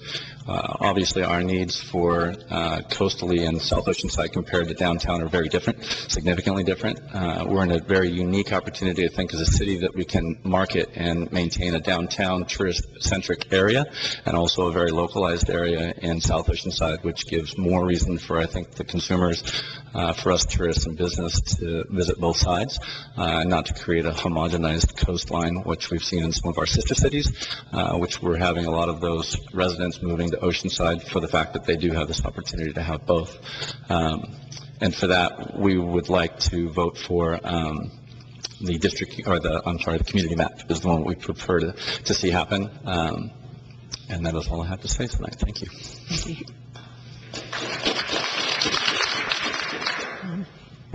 John Bachman. I'd like first to say that, first off, we love Zach, and he did a great job. Just wanted to put that out for the council, because he hasn't been mentioned. Many people are not able to make these meetings, and I'm hearing a lot of disparaging comments about that. I was not able to be here because of family things that obviously had higher priority for me, and there's many other people that aren't able to be here. So if they come in late and they have a concern, they should be heard. And I'm sorry other people had to sit through meetings, but not everybody can be here at all times. The map that Cindy put up solved some problems, but I believe it left out Libby Lake, and that, I think, is a problem for some of the people. The purpose of a district is to focus, and we want to focus on solutions for our areas. The vote would be the whole council, but when you're working in committees, when you're able to work on plans to bring to the council, we need some focus, we need some support. We need a council member who understands our issues. The master plan suburban neighborhoods on the far side are the opposite of the coastal neighborhoods, and that will not end well for South O. So I think they're very mistaken in that. It also leaves Seaside high and dry, and I think that's very unfair. I think the downtown area needs to work with the neighborhoods so we can solve traffic and density issues. Henny Hills and beyond really has nothing to offer as far as solutions. And so the coast does need to stay together. We need to work together. And I think that Parkway discussion showed you that if people haven't been there, they don't understand. And that's just one little issue. So I think the green all the way across the bottom in no case makes sense. That's a non-starter as far as I'm concerned.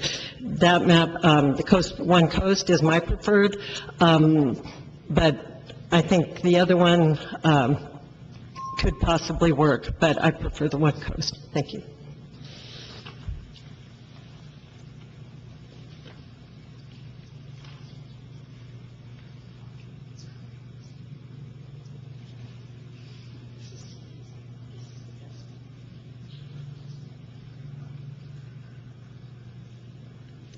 All right, good evening, City Council, Deputy Mayor, City staff. I want to thank the demographers for all their hard work. Kara, it was wonderful. The public meetings, I attended 3, but actually was able to stay for 2, and the public hearings, I've been to all 3, including tonight. The problem I have with the whole process was we were promised an interactive map on the city website, which I found it lacked a depth of clarification for the public. I thought we were going to be able to use the map and manipulate the map and see what we could do with it, but I found I couldn't do it at all. The combination map that was submitted, I think there was one other one submitted in addition to the 3 that are under consideration. It took one person from the public to buy the software to create this combination map. So I like the combination map. I think you should consider it. I know you have a hard decision ahead. Good luck. I think I look forward really to 2020 with the census and then redrawing these districts into maybe 6 where it has a more fair representation for everybody. Thank you. All right, Jerome Tulig and Jane Marshall, please.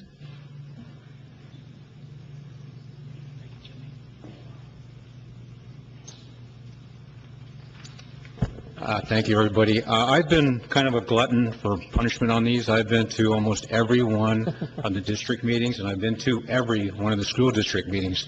And the city council, I hope there's no school district people here, because this one's way better, the way it's been laid out. I was there at the very first community meeting, and they stressed how important communities of interest were. And when I went to the third meeting at, I think it was at Lake, we actually took the neighborhood map, and with a lot of involvement, we took and tweaked that, and we called it the communities of interest map. So I think it's important to stick with that one. It keeps most of the communities of interest together and intact. And again, good job from all you guys, and also from Zach, because Zach did a great job hosting all these meetings too. Thank you. Coy. Hi, good evening again. Jane Marshall, Crestview Drive. Went to 5 of the meetings, participated in 5 of them. It was a great process. I commend those involved, especially Zach, trying to manage all of the activity. The combined map that was presented tonight, I saw floating around, and I believe that from all the input that I heard on each of those meetings, the Ocean Hills being together with Tri-City, along with Maricosta and Peacock Hills, it's all set. The coast with Fire Mountain and Loma Alta and Piney Hills and all that all that's together. You have the Capistrano, East Side, Crown Heights, the Valley, both Mid and Deep Valley, as the gentleman said, all of that's together. And then I think also more importantly, the Morro Hills along with the Guajome area, it's all very more rural out there, all similar in the way that the houses are built and the land masses are left, and that's all intact. So I believe if you really listen to the input from all the public and the videos, you'll find the combination map does serve, aside maybe some little tweaking here and there, serve the best interest of all the citizens that gave their input. So thank you. At this time, if there's any other members of the public who'd like to speak on this topic, this is the time to do so.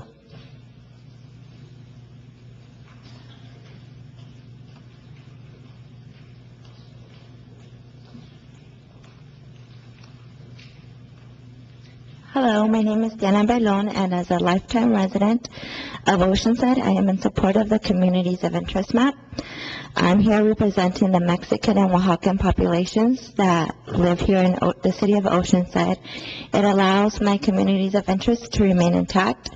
I've grown up in various parts of the city, so it keeps the red neighborhoods, East Side, Crown Heights, Capistrano, Loma Alta, which I currently live in, and then the blue parts, Los Arbolitos, Libby Lake, and Deep Valley, all intact. With these two areas separated, I feel like it allows the communities of interest to have a greater chance of being represented in the city council when it's time for the district elections. So I'm here in support of the communities of interest. Thank you.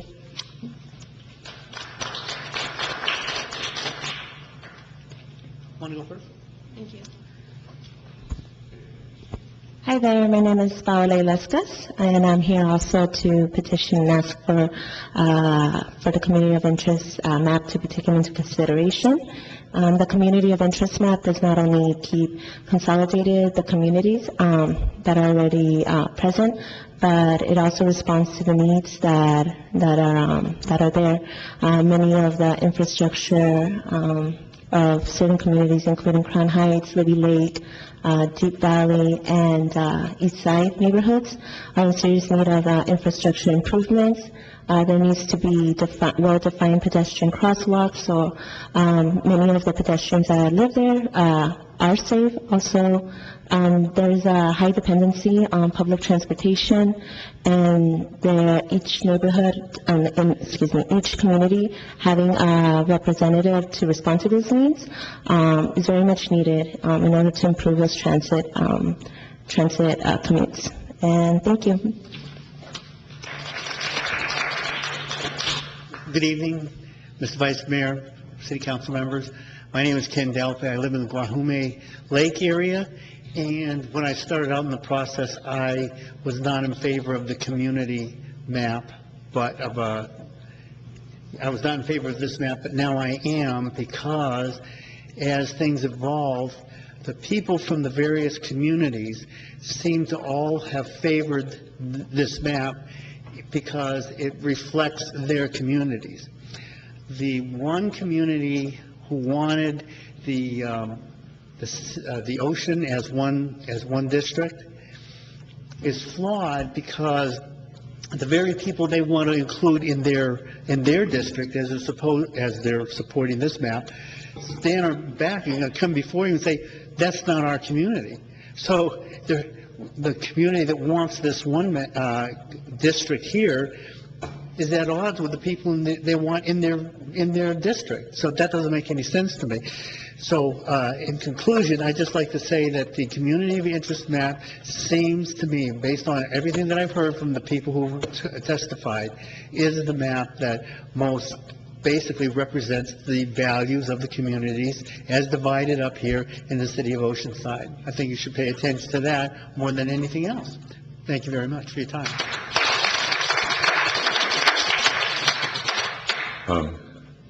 Ken, I just want to make a little comment.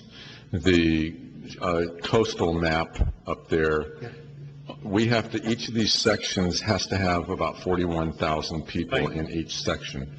And that shoreline map, or the one coast or whatever, that area west of 5 only has 18,000. So you immediately have to go and pick up more people. Right. So there was not any really discrimination done. It was just that we have to get it up to 41,000. And at the same time, on the other side, there was competing interest to get some of those neighborhoods that were already contiguous together into this map. So that's how it wound up looking like an L and not like a U or not like a rectangle there. It was strictly because there was interest in keeping those other communities of interest together. And actually, that this one was divided up, that was some of those neighborhoods were segregated by the construction of Interstate 5. It went through a bunch of the neighborhoods. Right. And so in that proposal there, those neighborhoods are hooked back up with the coastal zone. So they were part of the coastal zone before it was, when Fire Mountain was built, and when areas that are called Fire Mountain that are actually South Oceanside, it was all one community back in the very early 50s. Right. Yeah. Honestly, I've attended some of the other hearings in the region, and you definitely have raised the bar, and you definitely do that, raise the bar on getting public, making sure that the public is involved. So I really want to say that. Thank you very much. I thank Zach, who's not here, our city attorney, and also the city manager's office. They had a presence at every one of these, and I really, really thank you. This has been a very, very tough process for us in that we had never really considered this idea of districts. And so I'm pretty sure that there are still people wondering what this is all about. The timing was not something that we decided on. The timing was something that was given to us. And unless we are willing to spend lots of money to use up more time or to even fight this, it was better, I believe, our decision to go ahead and comply. So I think the biggest issue came at the end, the fifth meeting, when we had a whole group of folks come in and say they wanted the one coast. I did attend 3 of the meetings, so I had understood that, the various possible combinations were considered, and one by one were decided by those present. Well, no, this is not, and at the time we called it community of interest. This will not really address all the issues of communities of interest. And that was the one, the whole thing was considered 1, 2, 3, 4, whether, 1, 2, 3, or 4 districts would include the coast. And with all due respect, and I say that with all due respect, I'm going to repeat that, to those that really feel that one coast is necessary and what they really truly believe in, I have felt that, as we all do here in Oceanside, that the coast belongs to all. So how do we do this in a way that respects the decisions of all our wonderful neighborhoods? And I didn't think that it would be fair to have all 4 include, even 3, and the 1. And that's why I came up with the 2, or that's why I feel that it ought to be 2. The coast is very, very important to us, and I do, in the years that I've been serving, I do feel that there is a difference from one part of the coast to another in the way development is approached, in the way that there's this, South O, I have to say, South O has so much character, has so much, I don't know, it's like you guys fight to maintain that character, and you are different from other parts on the coast. Not to say that other parts of the coast have any less value or are any less wonderful, but that is why, I felt that 2 people, splitting the coast in 2 would be the best. I've listened to various comments on emails and, personally there. And I wish that we can I wish that we had been able to have a consensus going in and have Karen actually present to us one map. That would have been great. That would have been, that was the goal. So here we are, where we get to choose among three, and even acknowledge that, Cindy, thank you very much for trying to create a consensus. I don't think that was achieved, but I want to thank you. And there is going to be another opportunity after the 2020 census, so that's 2021. We'll all be coming together again, and we will have learned so much. I hope Karen will come back to help us with that, and Jamie. But I do believe that the communities of interest map is the one that best reflects our community. There are some things about it that I wish that I can fix, but we didn't have that opportunity at the 5th meeting. I was really looking forward to doing that, to having a consensus. But in terms of these three maps, I do want to give direction to staff that be the one that we choose, and that if there's any potential for making some adjustments based on what has been said here tonight, that we consider it, but certainly not to the point where it would change in any significant way that would somehow, because I know that if you take something here, you have to put something there. It's very, very delicate kind of a process. And I know, Jamie and Karen, you have all this information about how we see ourselves as communities, as neighborhoods, as communities of interest. So I have confidence that you would be able to, if there are some changes that need to be done, that you would be able to do that. So that would be my direction, that we pick the communities of interest map. Thank you. Thank you. Jack?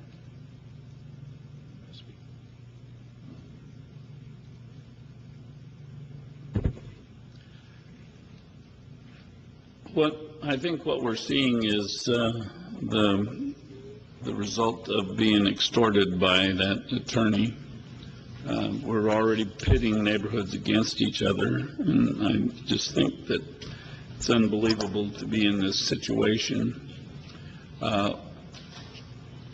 We have neighborhoods that don't call themselves Oceanside, they call themselves various parts of the city, and that's just the beginning, I think, of this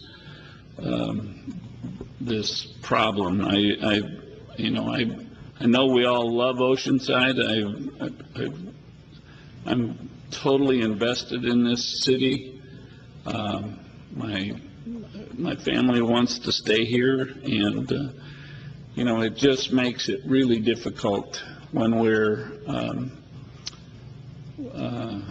faced with these kind of choices over somebody that I think probably just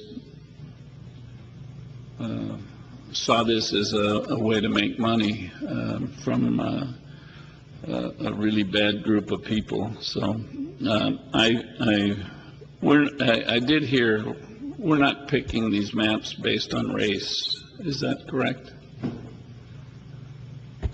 Those are not and cannot be the predominant factor that we utilize. We're going along the criteria that you adopted on May 3rd. Did I vote for that? No. Because I don't think I voted for even participating in this, but I'm not going to not participate since I'm here. We have a lot of senior communities all over this city. There's several places where there's Oceanas, not far from little more depressed neighborhoods. I think we've got, I think that what I see is, I know the streets pretty well, and I looked at some of these, and they divide total neighborhoods in a couple of the maps, and I think the portion where the pieces where you're trying to follow pretty much the big roads, the major roads, if it's North River Road or up Vandegrift or Highway 76, Oceanside Boulevard. If you'd put up the what's the other one? The neighborhood map, Jamie, please. See that there's a portion of that doesn't really. It's in and out of certain major roads, and really up along the top there in the tan or yellow, whatever John wants to call it, is a finger that just, it doesn't have a lot in it other than a golf course and Pilgrim Creek and a couple of housing areas out towards Douglas Drive on the north side. So I issue. I think every one of us here support businesses. I mean, I see us as we all participate in grand openings and events that businesses are trying to promote their area of town. I don't see as much a concern as Scott from the chamber is asking. I think I'm seeing that we are we've already been a community involved. The 4 or 5 of us, including the mayor, we've been involved in all of that. I'm sorry that at some point, if I continued on, I've been depriving 75% of our citizens of voting for me, and I don't think that's really a good deal. That was supposed to be funny. I mean,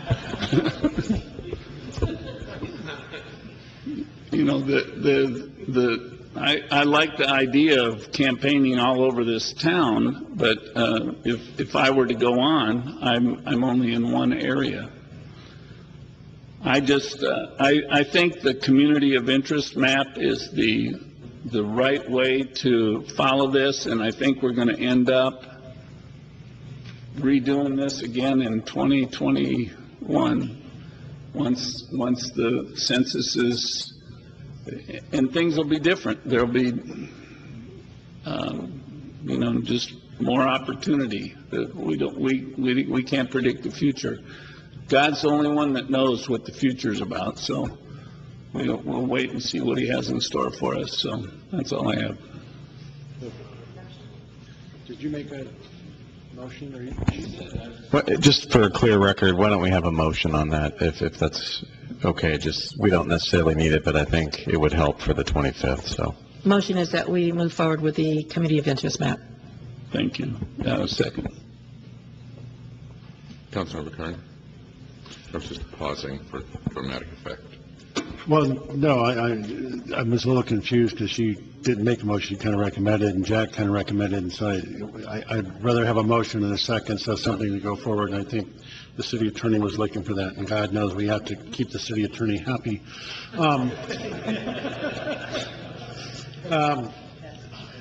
I've told people about these things. Every map that I've seen, 3 out of the 4 districts I like, and there was always a 4th district that just seems like it was left over. It had to fit in. And I see Karen nodding her head that you have to make it work. So no matter what we do, we're not going to make everybody happy. Yeah,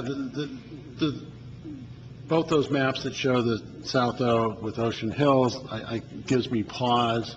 But the other 3 districts I really like. I mean, so we're going to have to figure this one out. And Jack is right, I voted to go forward with this because of the cost of fighting it would be too high. I think Jack is absolutely right, that we are depriving people their right to vote for whoever they want to vote for on their city council. But on the other hand, I think a lot of people are selling council members short. Is that the idea that even though I come from the not Deep Valley, I'm actually Mid Valley. I used to be Deep Valley, but I moved. But the coast has always been important to me because that is an economic driver for Oceanside. So the idea that, so I think whoever's elected out there, and I'm not running for council in 2018. The idea I'm hopefully moving on or I'll be done. So that's one of the things that I don't really have a dog in this fight trying to protect anything. But my big concern is the city of Oceanside moving forward.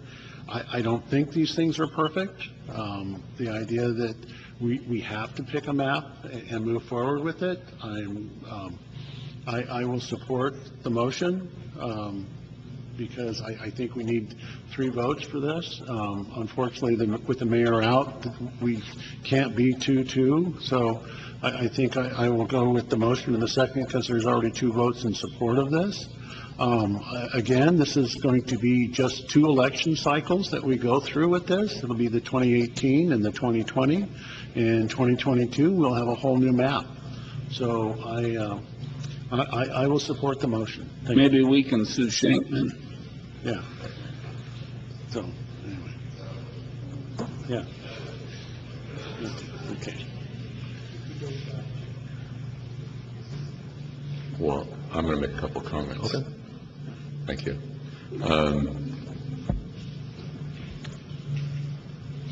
I don't know how much time anybody has spent on this, except for the people who are measuring, watching the clock, but I've had midnight emails that were serious discussions about what was the right map. Midnight. I'm like, got to go talk to my dog. Wait a minute, here's an email that just came in. So, and I've learned a lot from reading those emails and having dialogues with people. And what I have found is the most common response when I ask people why they like a certain map, the answer is completely different from what we're doing. And the common response is, I think it's a good idea to have someone from your neighborhood or your district be elected to represent that district. And it's like, yeah, but without working with the entire council, one person can't make a difference. I promise you that's going to happen. If you want to see that in real world, look at what's happening with the new council member in Carlsbad. She has 0 power because it's just her. She's the only one on the boat. The rest of them vote the same together 99% of the time. So there's a fear about whether or not we get 2 people on the coast. I'm very fearful of what impact we would get from the people who live out at Lake and in Ocean Hills on the South Oceanside community. And what if someone is elected from that area, they don't have any awareness of what the Coastal Commission requires, what the North County Transit District requires, what all the state agencies that we're dealing with, the feds doing the dredging operation that we don't have any input into. Well, we do. We file complaints with them. That's about all we can do. So I am completely frustrated with I'm sorry we don't have 41,000 people living in this west of I-5, but we scored and it's very frustrating to have the people who make the most comments at each meeting be the ones who are essentially producing a map. And so tonight we had 17 comments, and 9 of them favored the communities of interest map, and the rest of them were other. And that's going to be the map that we choose because those are the people who made their voices heard the most frequently. So I'm going to vote on that one also, but I don't think that's a solution. And I think that the people who think that South Oceanside is going to benefit from having Ocean Hills linked up with their community are going to be in for a rude awakening, because you're going to count on people who are elected in that huge corridor, and they don't have the interest that South O has. But the people who live in, whatever you want to call it, North O, they do share common interests. They've got the 5, the beach, the railroad tracks, the coast highway, the beach with or without rocks, the ocean, and all the impacts around that. So I'm very frustrated that the process has done what it's done, but it's likely to only be functional for how long? 4 years? 2022, maybe then. 4 or 5 years. So hopefully this does not establish a template unless it's completely successful, and then we just wind up adding or subtracting a few more people. So please vote. Yeah, more precincts, more districts, more.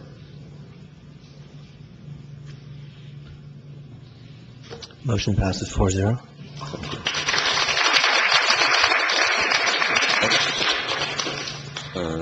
Public comment? 2 more people in public comment, and then we're going to do some council member comments. No. Okay. Fine. I'm fine with that. Just community public comment. Diane Nygaard? I thought we would have a prayer. I'll tell them to come back. Yeah. Thank you. Good evening, Deputy Mayor, Council. Diane Nygaard representing Preserve Calavera. And it is our great pleasure tonight to be able to make a donation to the city of Oceanside in the amount of $43,050. That's quite a significant sum for us. These funds are for the city to use at its discretion for the benefit of the park and habitat at El Corazon. And El Corazon is a treasure for this community. But it's not just a treasure for the parkland, it's also the single most critical parcel of natural land left in our community, 150 acres of natural land. And so we're very thrilled that the city is moving forward with doing an update of the park strategic plan and park impact fees, and that this donation will be a start to really having some restricted fees that can help us really build out that park and protect that habitat. And who would like to receive this check?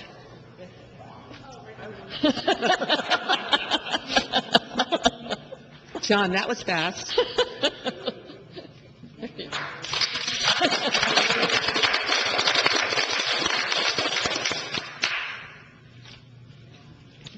All right.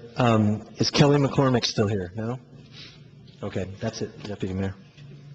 Okay, so we are adjourning to the next meeting, which is on... Deputy Mayor, may I have one quick... certainly. I just want to, tonight, there was a tragedy that we had about a week ago where a Navy ship was hit by a container ship in the Sea of Japan. And one of the seamen there was single Alexander Douglas, whose family is from Oceanside. Even though he was a Fallbrook graduate, his family lives here in Oceanside. So I would like to have a moment of silence when we adjourn tonight. Thank you. So in about a minute or two, after I adjourn? A moment when you adjourn. Okay, so we're going to adjourn to the next meeting, which is a special meeting on Tuesday, July 25th at 5 p.m. We will have further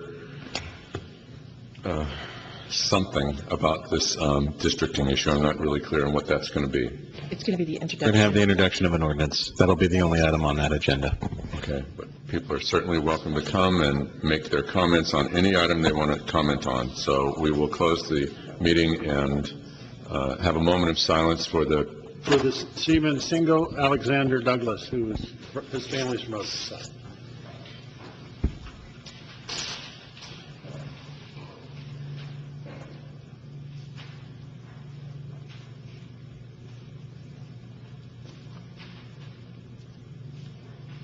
Okay, thank you very much.